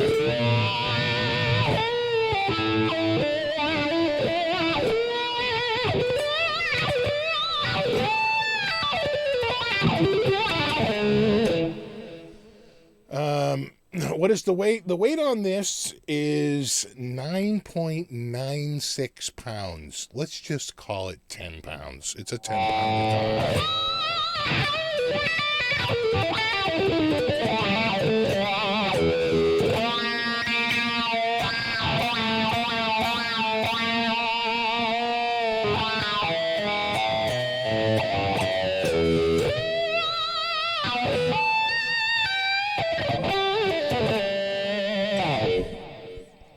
Yeah, that's the this is one of the kook ones. Choop, choop, choop, choop, choop, choop. So much wider.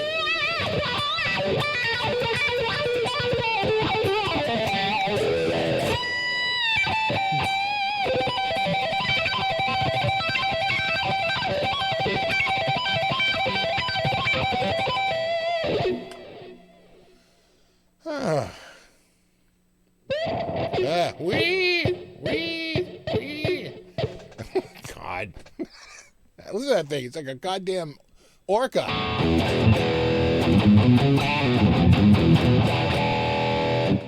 Tony says, does it have a maple cap? I doubt it. They don't list it on the website. I'm 99% sure this is an all mahogany construction.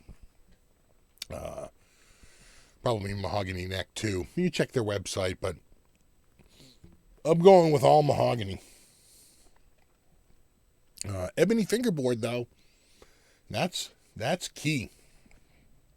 And the Probucker pickups and Grover, yeah, Grover tuners. You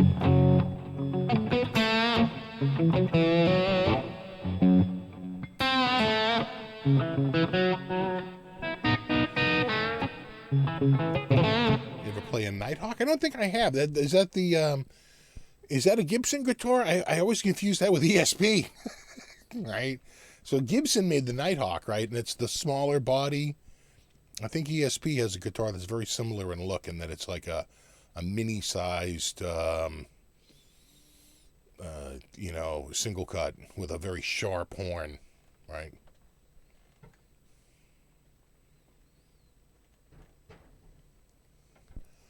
Show you the interface.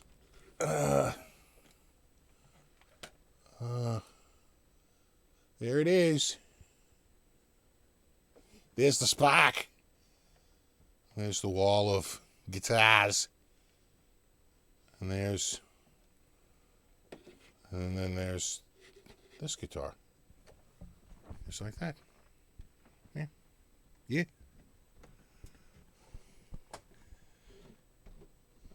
Do.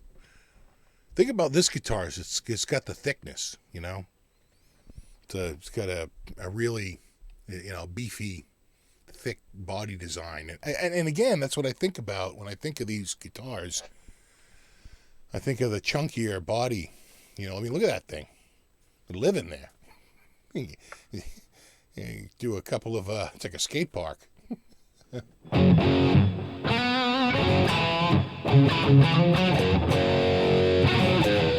You need to pay $3,000 to get that sound. Well, let's add it up. The interface is $500, but you don't need that interface. You could get a $99 interface.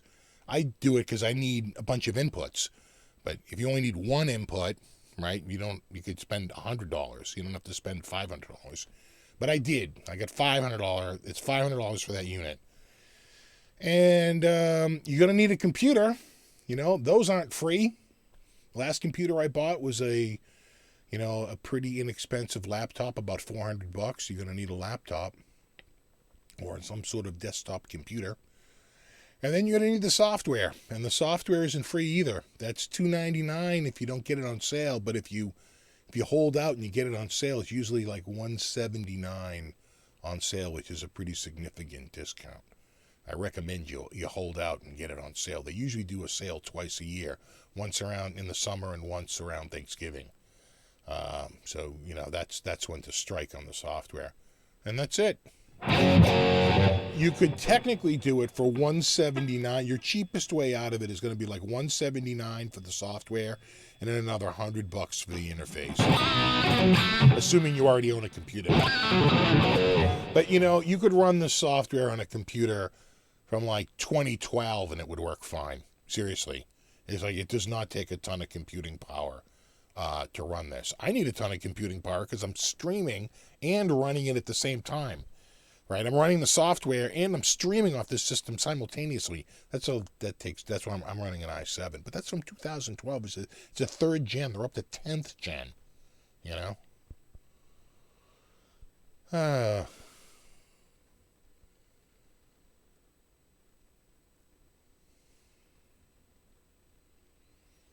let me see here. Yeah, crotch cam. Exactly. I always put that on Henning. I'm like, crotch cam. He's like, finally, the recognition I deserve.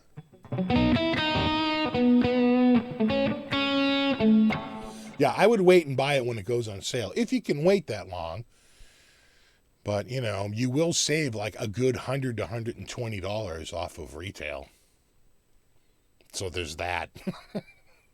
On an item that sells for, that's like a third off the item.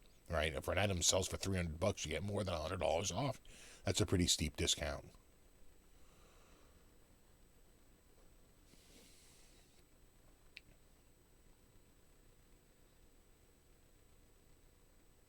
Yeah, Sonar is free. Walter's bringing up a good point. Sonar is free.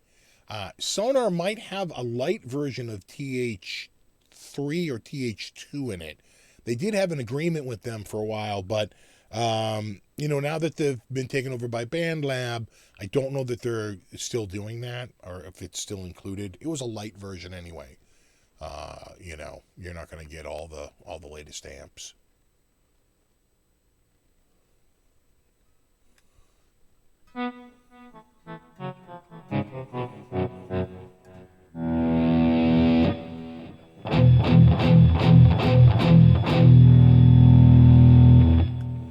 Yeah, this is a third gen i7 My computer that I have across the room here is a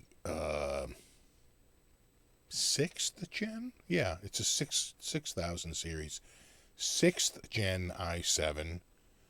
And then in the attic, I have a little laptop, little 14-inch IPS laptop. It was so cheap. NVMe SSD, the thing flies. It's a screamer. That's got a 10th gen. That's just came out. That was only $399. And I can put up to 64 gigs of RAM in it if I'm willing to, open up a non-serviceable item, which I very well am. I put an an SSD drive, solid state drive in my wife's system, and it went from, a 2-minute boot to a 20-second boot. It was like night and day. Because those spinny drives that they put in those tiny little thin computers, they underpower them. Right? They put in like a 4,800 RPM platter because they can't give off a bunch of heat. But the SSD gives almost no heat, and it made it lighter. So it really worked out. But I know for a fact that little laptop has 2 slots in it. I could open that up and throw in, I think 2 32 gig chips, or certainly 2 16 gig chips if I wanted to. And because I know the front side bus on that is easily going to handle that. And then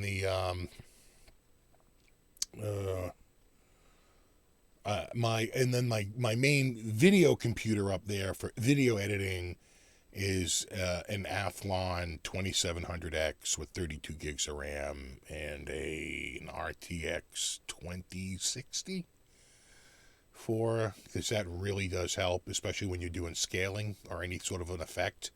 It uses the GPU for all that math. It's when I tell you, it can shave on a video, it can literally cut the time in half. It can go from a 40-minute render to a 20-minute render. And, when it's really late and you just want to get the damn thing done, trust me, you're thankful for every second.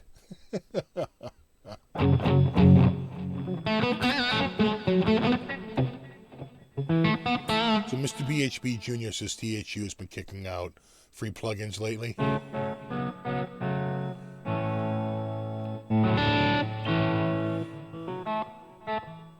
Yeah, a lot of them have free. A lot of them have free versions. Walter's saying Amplitude has a free version. Yeah, and I think Guitar Rig has a free version that only has 1 amp, but it's a good amp. It's the jump amp. It's a pretty damn good amp. Amplitude's the same way. You only get a couple of amps, but they're decent amps. They're not terrible, and they get a few cabs and a few effects. I mean, it's not garbage. It's actually pretty good. What they're hoping is that you're going to like it and you're going to buy into more. You can't see it in the picture, but up behind, right there above that amp, I have that little pedal you can buy from them. I think it's a couple of $100, right? It's what do they call it? It's the iRig Stomp IO. That's your cheapest way to get Amplitude because they give you full-blown versions of Amplitude with it, and the rig, and you get it for all platforms. It comes for PC and iPad, and I think also Mac. So, and it comes with all the T-Racks because they're assuming you might want to use that for vocals. So you get all the T-Rack full-blown versions. It's $800 worth of free software. It's you're almost just better off to buy the hardware. You'll get a better deal on the software. Right? You really will. Pretty clever of them to do that.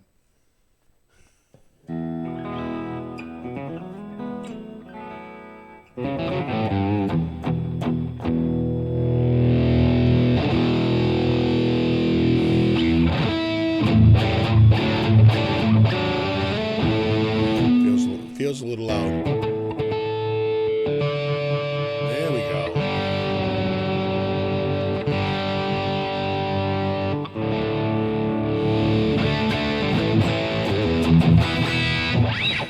Yeah, I'm not big on the Metallica stuff. Besides, I got to be careful with the. I got to be real careful with the. Oh damn! I just dropped my pick. Here's one. I got to be real careful with covers.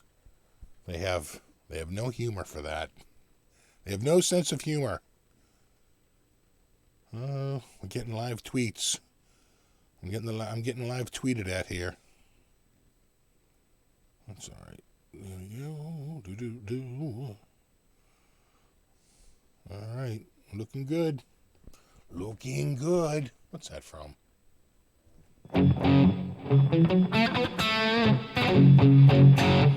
Some chorus, huh? I probably could add a chorus.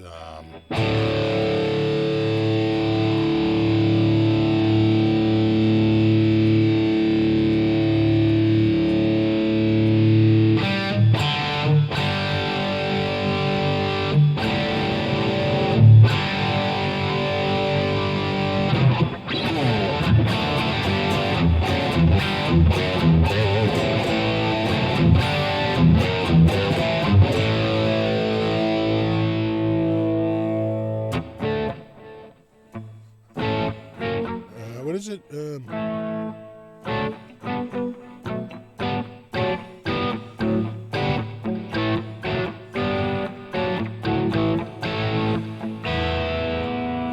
Is it better there, or is it better here? Where did I put it? Oh, no.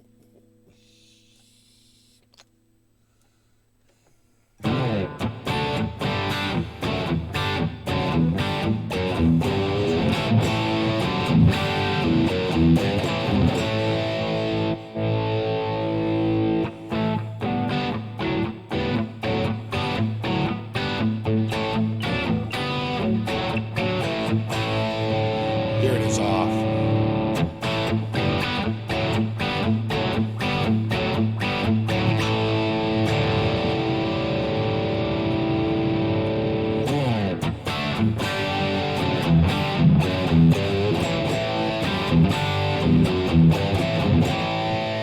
But I wonder if I move this position down here. I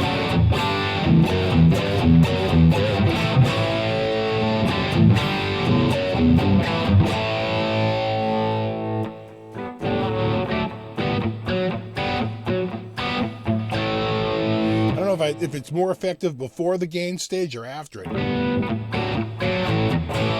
That's after the gain stage. And let me get it before it. Oh, God, it always wants to leap to the front there. Come on.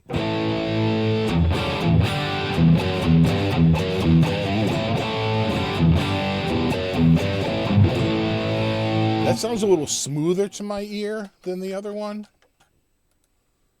You know?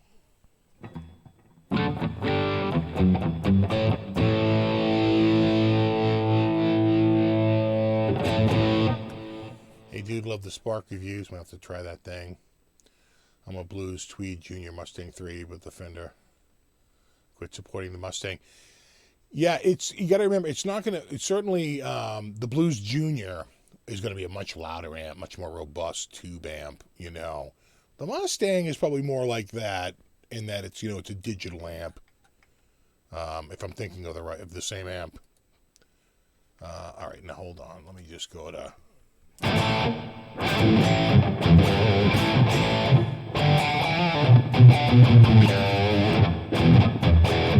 That's that Eddie.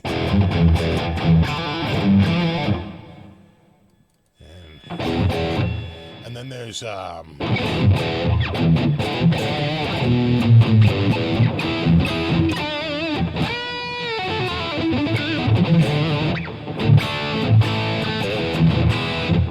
that's like a British American version.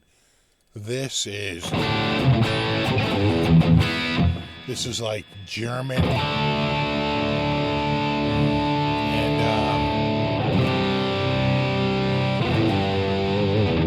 I think Dutch, right? Who makes DD Mark? The British company? That's my favorite sound, though. That's my sound.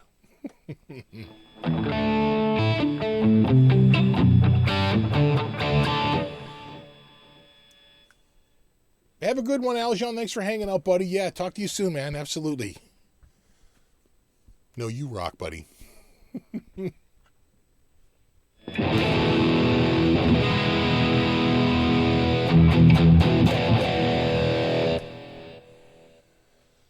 So that whole Variac story was total crap from Eddie. The Variac story was true. I think they did use a Variac, but I think that Eddie, when he was asked about it, he was joking around in the magazine, basically saying he plugged a 120 amp in a 240 socket.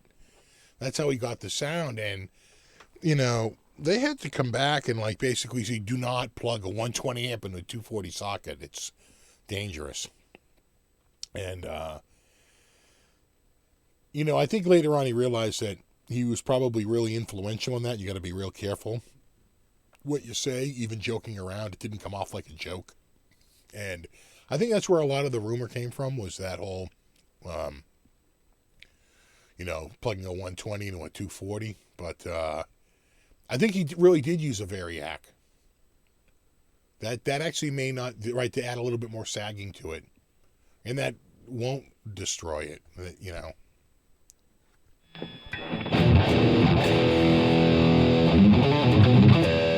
Yeah, the interview was from, I want to say it was Guitar World, right? When he's holding that Dragon guitar on the cover. I'm just going to go out on a limb here and just say either November or December 1981. Look, see how I doubled it? December 1981? November 1981?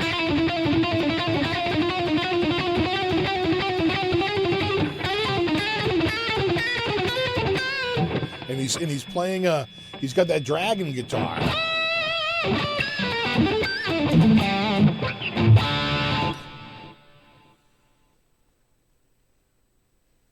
It was a Variac on a 240 volt version. Yeah. Yeah, I'm pretty sure it was Guitar World. I'm pretty sure it's him with the Dragon on the cover. And I'm pretty sure it's around December of 1981, roughly. We'll put my crack team of...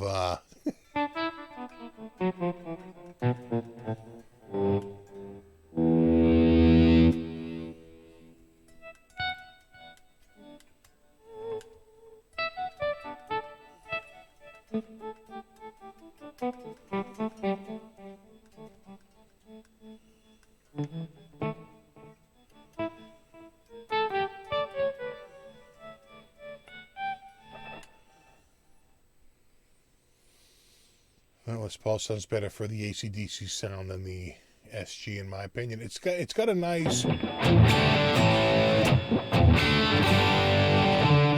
bright.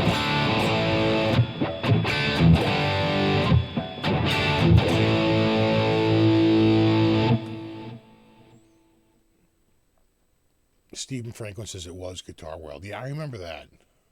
I do remember that.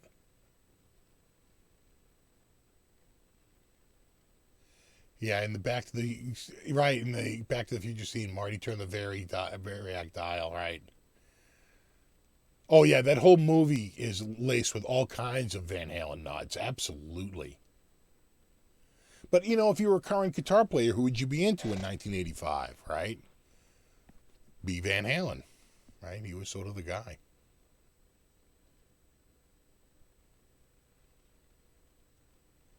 I have an intermittent squeal. I almost feel like it's this,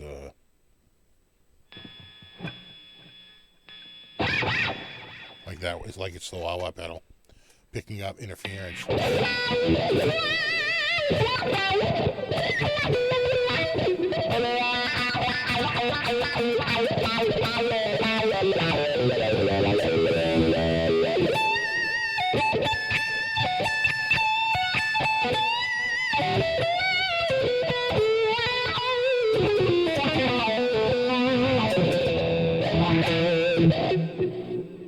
I think it's that. So if I got rid of this,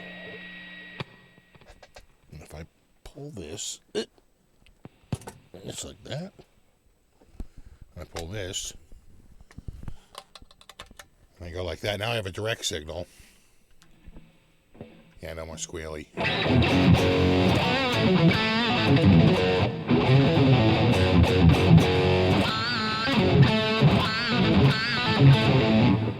Right. Kind of gone now. It's the wah-wah pedal.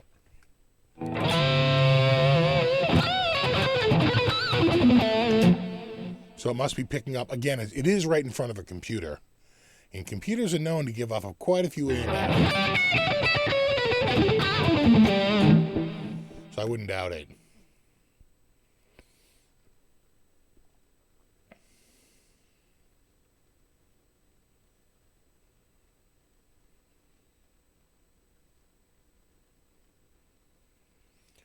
what time we got? 8:28. Whew, it's a marathon. We'll go to 9. Even though I've probably been going for... Am I going over 2 hours? Oh, yeah. Damn. 2 hours, 7 minutes. That's, Yeah, Steve, gone now. Yeah. Yeah,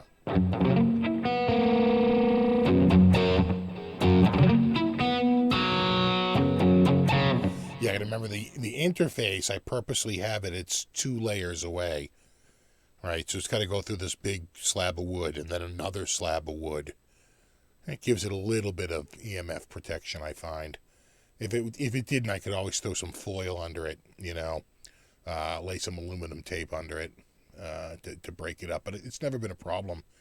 But this is right down in front of the computer. It's literally at my feet right in front of it. And I could see it picking something up without a doubt. And then the other thing is I wouldn't think this would be an issue, but I'm also running it with a USB power pack, power supply, one of those. That is less likely. I think more likely it's the computer.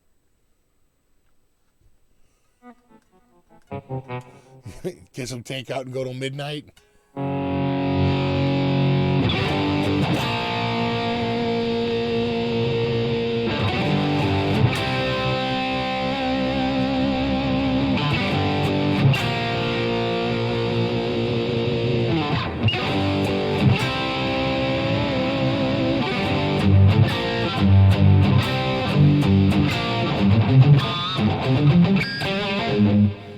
Starting the right note.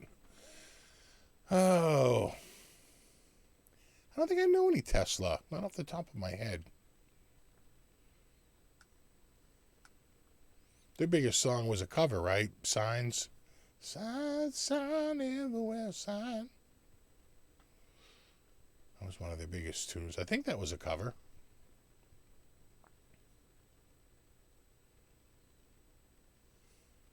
$1:30 a.m. Yeah, it's 8:30 a.m. here.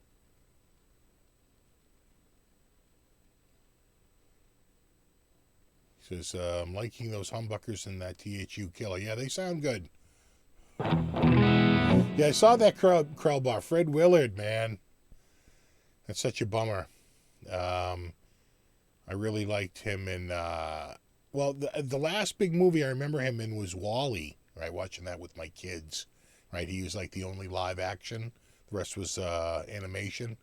And he was like the one live action guy, and the whole thing was Fred Willard. I'm pretty sure that was Fred Willard in that.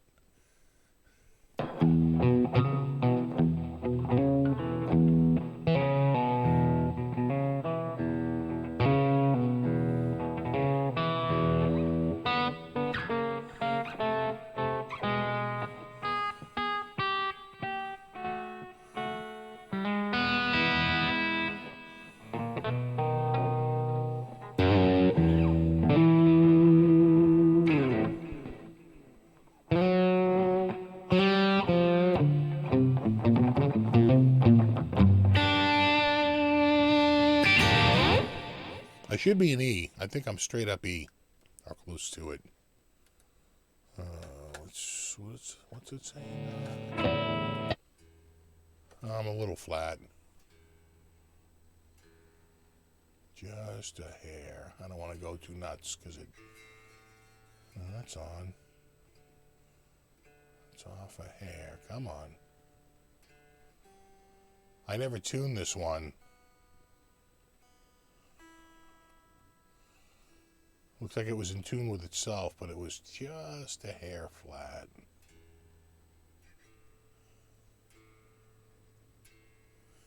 Welcome to the tuning channel. All tuning all the time. There we go.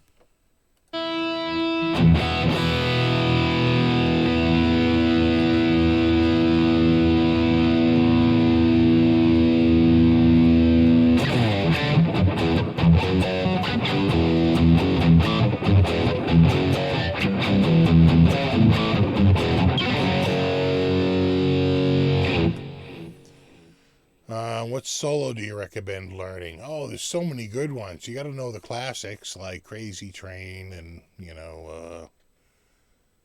like Rock and Roll or, some AC/DC song. That's probably a good one to start out with,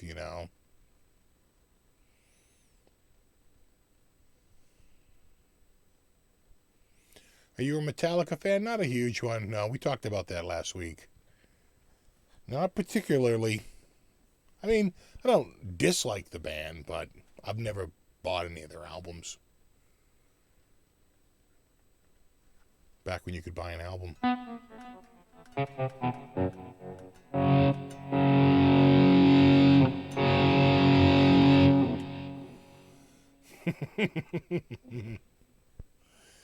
It's alright, 6-string Stanger. I was early.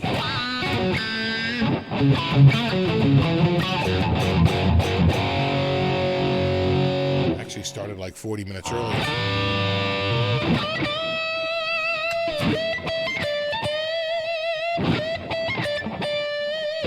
Yeah, he was great in a Mighty Wind too, right? That was another great movie. Fred Willard. Yeah.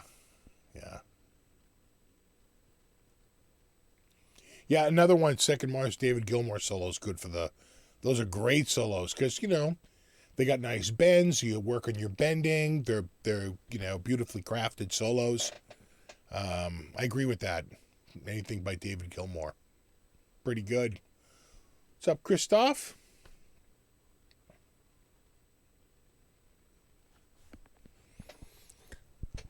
Make sure this chair is up. This chair is losing. Its piston is like fine. It's a very old chair. I got this chair in like 2003.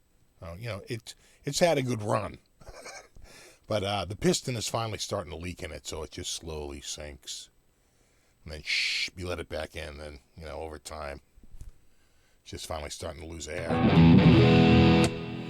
Yeah, I'm a Kiss fan.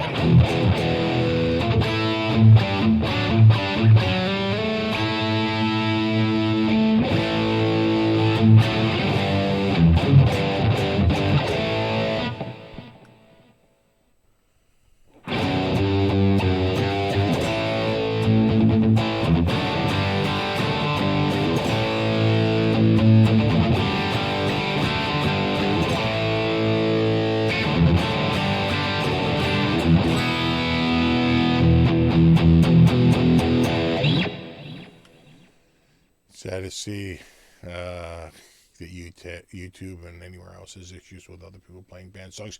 Yeah, no, they're cracking down. They use, it's so funny, they've gone through it. So they used to be real bad. When I first got on in like 2009, 2010, they were really bad. I mean, just horribly bad they would take you right down. I remember PDX Guitar Freak, they took his channel down for doing too many covers.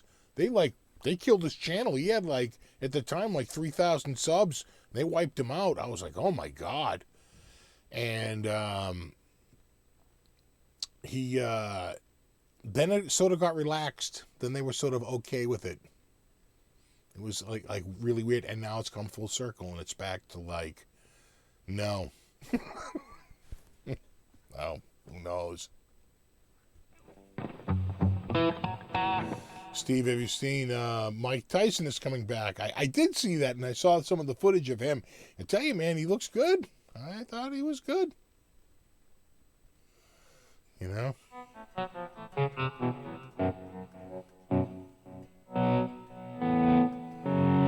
did look good, man.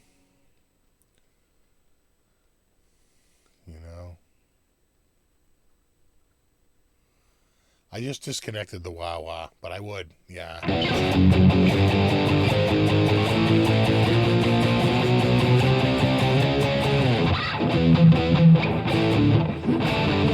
Where is it?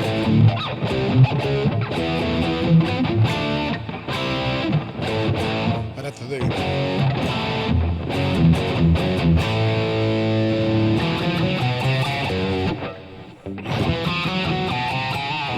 He's got a lot of chromatic runs in there. Rocket Ride. I love that song. All right, that was on the fourth side of Kiss Alive 2. You could almost see, like, at that point, there the cracks happening in the band, right? Because they did all those songs, like, separately, and I already felt like they were really angry with each other. You know, Mike Tyson and I are almost the same age. We're, like, literally, like, a few weeks apart. He's, like Phil X and I. Phil X is 2 days younger than me. And Mike Tyson is, like 3 weeks or 4 weeks younger than me.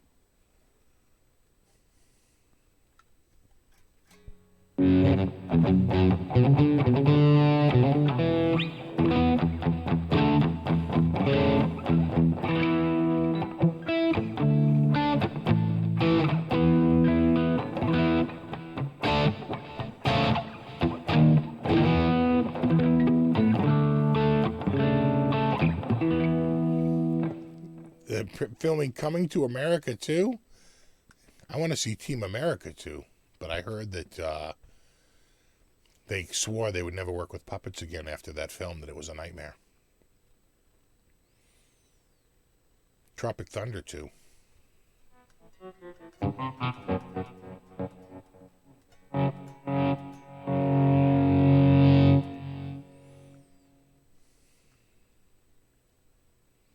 Just is Don King still alive? Tell me that Don King isn't a part of it. Jesus. Probably isn't. I think Mike finally woke up to that.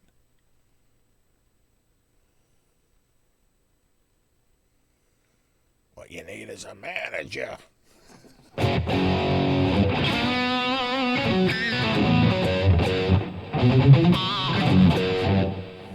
I wonder what will happen to Bill and Ted this summer. Well, I think they're going to figure out a distribution system. You know, it might be that they have to go just straight to, you know, like they did for a few movies, straight to digital. Like Disney Plus was just like, you know, we'll put it behind a paywall and probably lose money, but not as much as they would have. I think a lot of movies, some movies that were too big, they just said we're postponing it. We'll just put it out a year, you know. I bet you would see that just because they can't take the hit on the movie. If the budget's low enough, though, it's probably going to be a digital distribution. Yeah, Don King's still alive? Crazy. 20-minute warning. Damn. Feels like I've been here all night. Tonight's show did not go fast, probably because I started at 40 minutes early. Saw Kiss in Toronto in 74, 75. Yeah, those were good years to see them.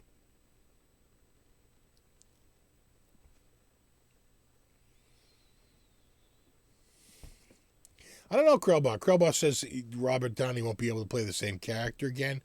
I don't know. That stuff was pretty off limits back then, too. I think they got around it through the magic of comedy. But we'll see. We'll see. It was a risk. But, and they goof on it in the whole movie, right? I mean, the other character keeps saying, like, I can't believe, you know, there was one good role for Black Man, and they gave it to Crocodile Dundee. Right? So it's like, this, you know, they goof on it in the movie. It's pretty good.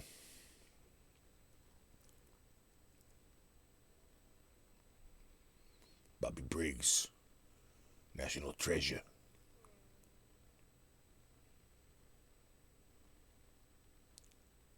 Yeah, someone says, shocked I didn't make lessons. I should do that. God, but knowing me, it'll be ready when my album's ready, which is like, at this point, we're targeting 2053. Oh, thanks, Big Dave. King is like 87 or 88. Yeah. You know, he's up there. How about Styx? See them live? I don't think I did. Ever see Styx? No. I saw Foreigner. I never saw Styx. I don't think so. No. Matt Damon. So you know the story behind that? Matt Damon was supposed to be like a more articulate character. And when the puppet showed up, they said he just looked terrible. Then, like, you know, the puppet looked retarded. And so we just went with like a dumb, stupid Matt Damon because the puppet was just so horribly made. And, and that's pretty smart of them, right? To just, pick up on the fact that the puppet was less than stellar. Checking the driveway, it's still empty.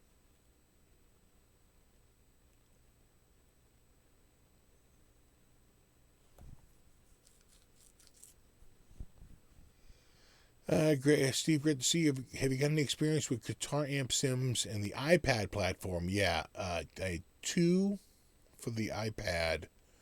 I had Jam Up Pro, which I always thought sounded pretty good, and I had Bias. I don't know if they make Bias effects for the iPad. I'm assuming they do. But of those 2, I really like Jam Up Pro, just because it was it had all the effects built into it, and I really dug it. I always thought it had some really good sounding patches. I was a fan of that product. I don't think I've used anything else, though. I'm trying to think of other brands I've used on there. I don't think so. And I want to say that Overloud does make like THU or TH3 or whatever it is in an iPad format, but I've never tried it. I never tried it.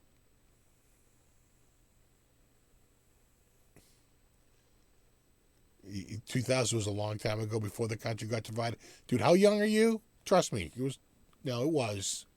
I assure you. No, it was. God, it was divided in the 70s, the 80s, and please. Trust me, it doesn't change. It feels like that, but it wasn't. It's still pretty bad. It's always. The puppet did look as hilarious. I thought I was dying.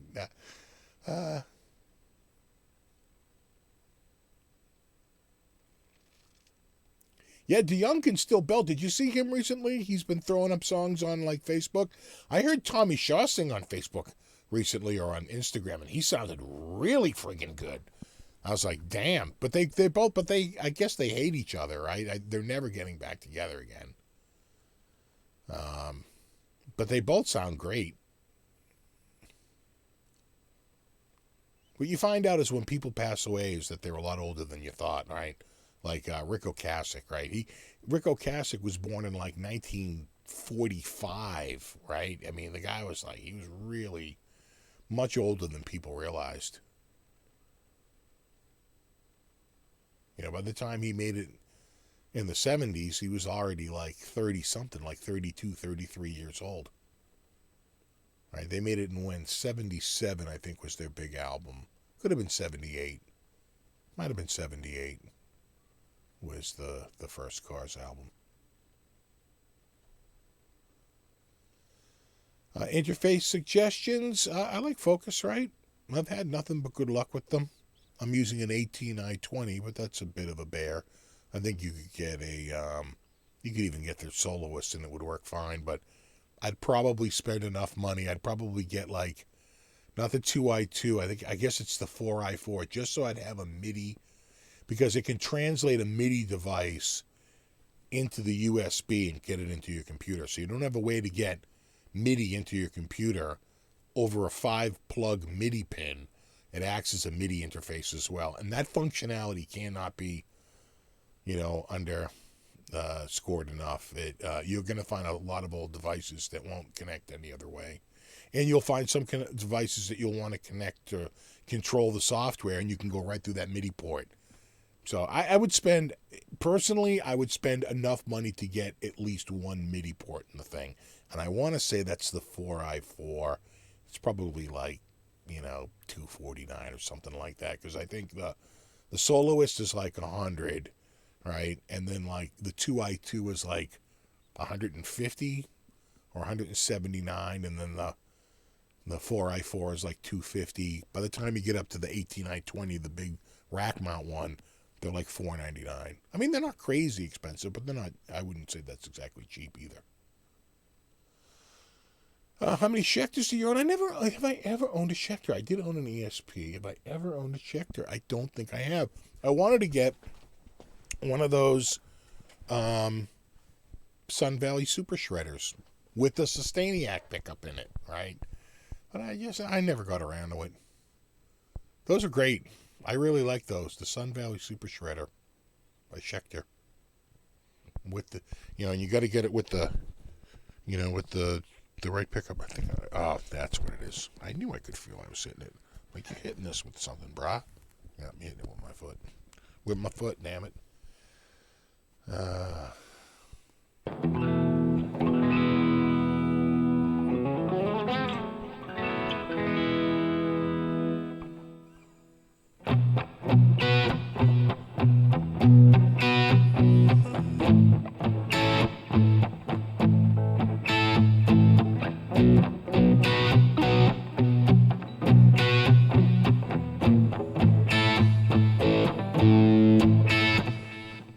Let the good times roll. Let them knock you around.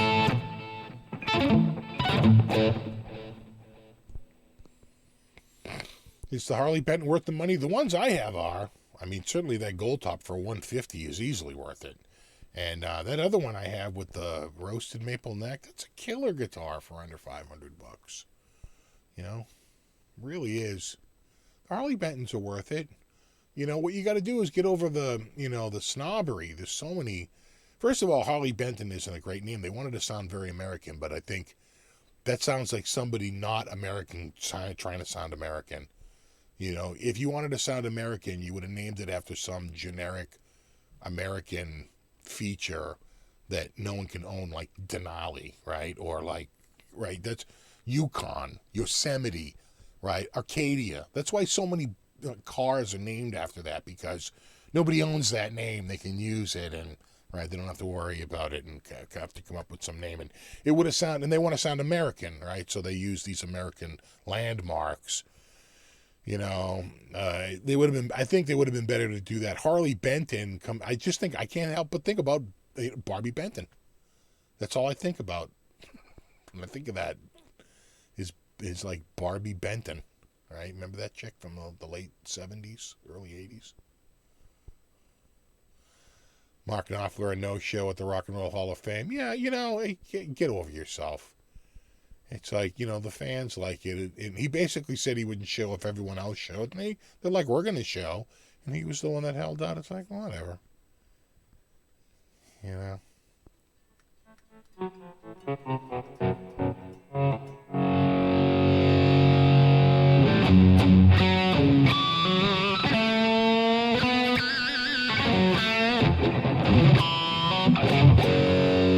Well, I think Deep Purple's in. Deep Purple's in the Rock and Roll Hall of Fame. Because I remember they did it with, they didn't have Richie Blackmore. They had Steve Morse on guitar.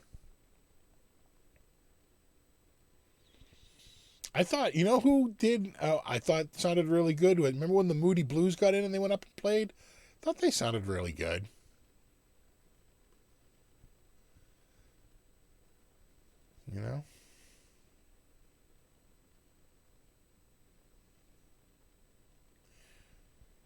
I have a Schecter Hellraiser with the Sustainiac, nice guitar, but wasn't impressed with the frets.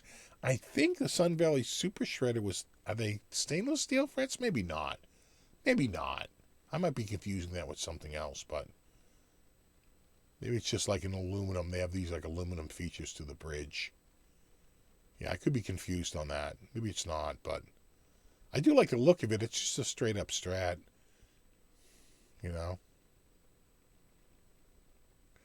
Harley Benton sounds like a classic. Like Steve McNichol, exactly. Bobson Dugnut, exactly.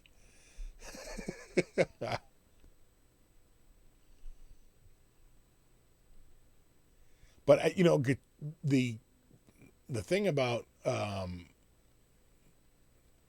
the thing about Harley Benton is that they really are an amazing value for the money. It's really hard to compete with them, in terms of what you're getting for your dollar. They do pack a lot of features into it. I mean, like, that's a gold top with, P90s and a stop tailpiece. And, that guitar back in the 80s would have been, $299, maybe even $350 in the 80s. A guitar that, in today's dollars would be $600, $700, $800, maybe even more. But it's 139, and with shipping it turns out to like 160, 169, something like that, to get it to your house. That's like unheard of. That's just crazy. Really, really inexpensive.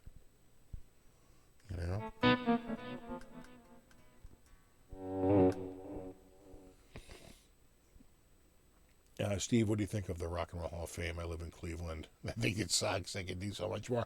I've been to it. We went last year. In fact, last year, like this week, we were at the Rock and Roll Hall of Fame. And, we enjoyed it. We had fun. We stayed at some big hotel right downtown that used to be like the old, like school administration building or something. So it was like really enormous in there. No, it was, we dug it. I tell you what, we might have liked more. We went to the Cleveland Museum. It's in these like large grounds. They have all this stuff in there. We went to the art museum, and damn, that was really impressive. They had we found out later it was like the second or third most expensive collection in the nation, and boy, it showed. They had a lot. I was like, that is impressive. You have some pretty. That's a pretty respectable neighborhood.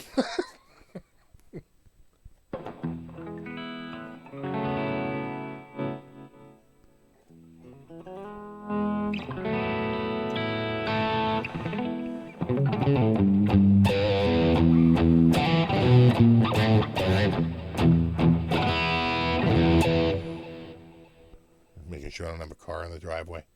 I'm getting hungry though. I think it's ready for dinner.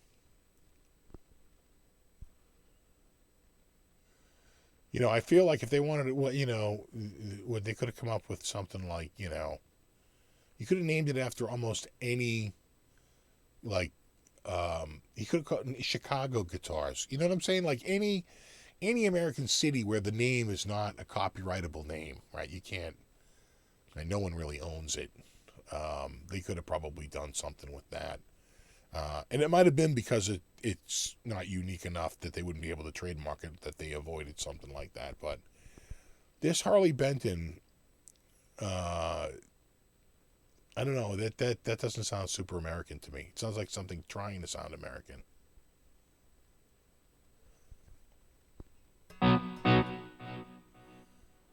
Five-minute warning, man.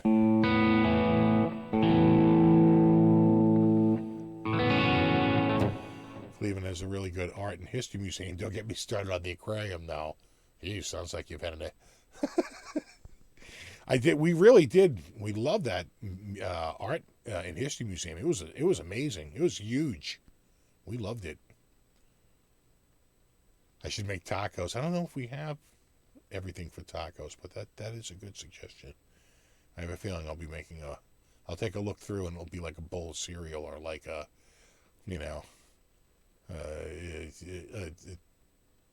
some sort of like a grilled cheese or something lame.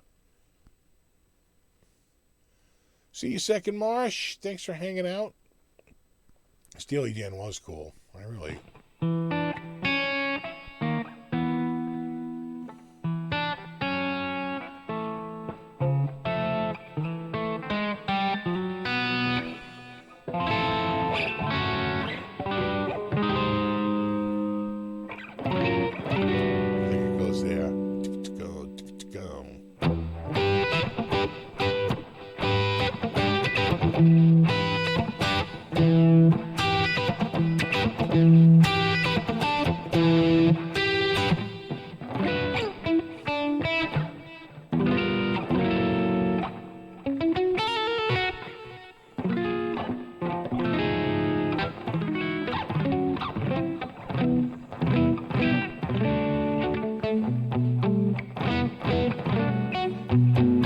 Right, grilled cheese sounds pretty good, right?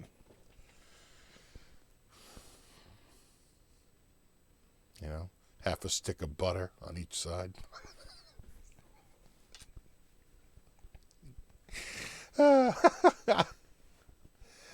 right, dudes. Well, I think I'm going to wrap it up. I know it's slightly before 9, but you know what? We are, I started 40 minutes early, and I've been going for 2 hours and 36 minutes. And so, I'm hungry. I'm starting to feel it. I'm ready. I'm ready. All right, dudes. No, you rock. Super thanks to everyone who hung out tonight. Super extra thanks to anyone who contributed tonight. And super extra thanks to my mods, as always.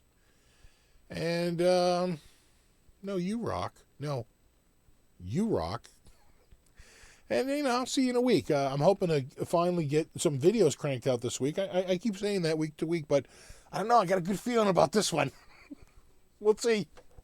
Got a real good feeling. All right, dudes. No, you rock. I will see you in a week. And until then, rock on.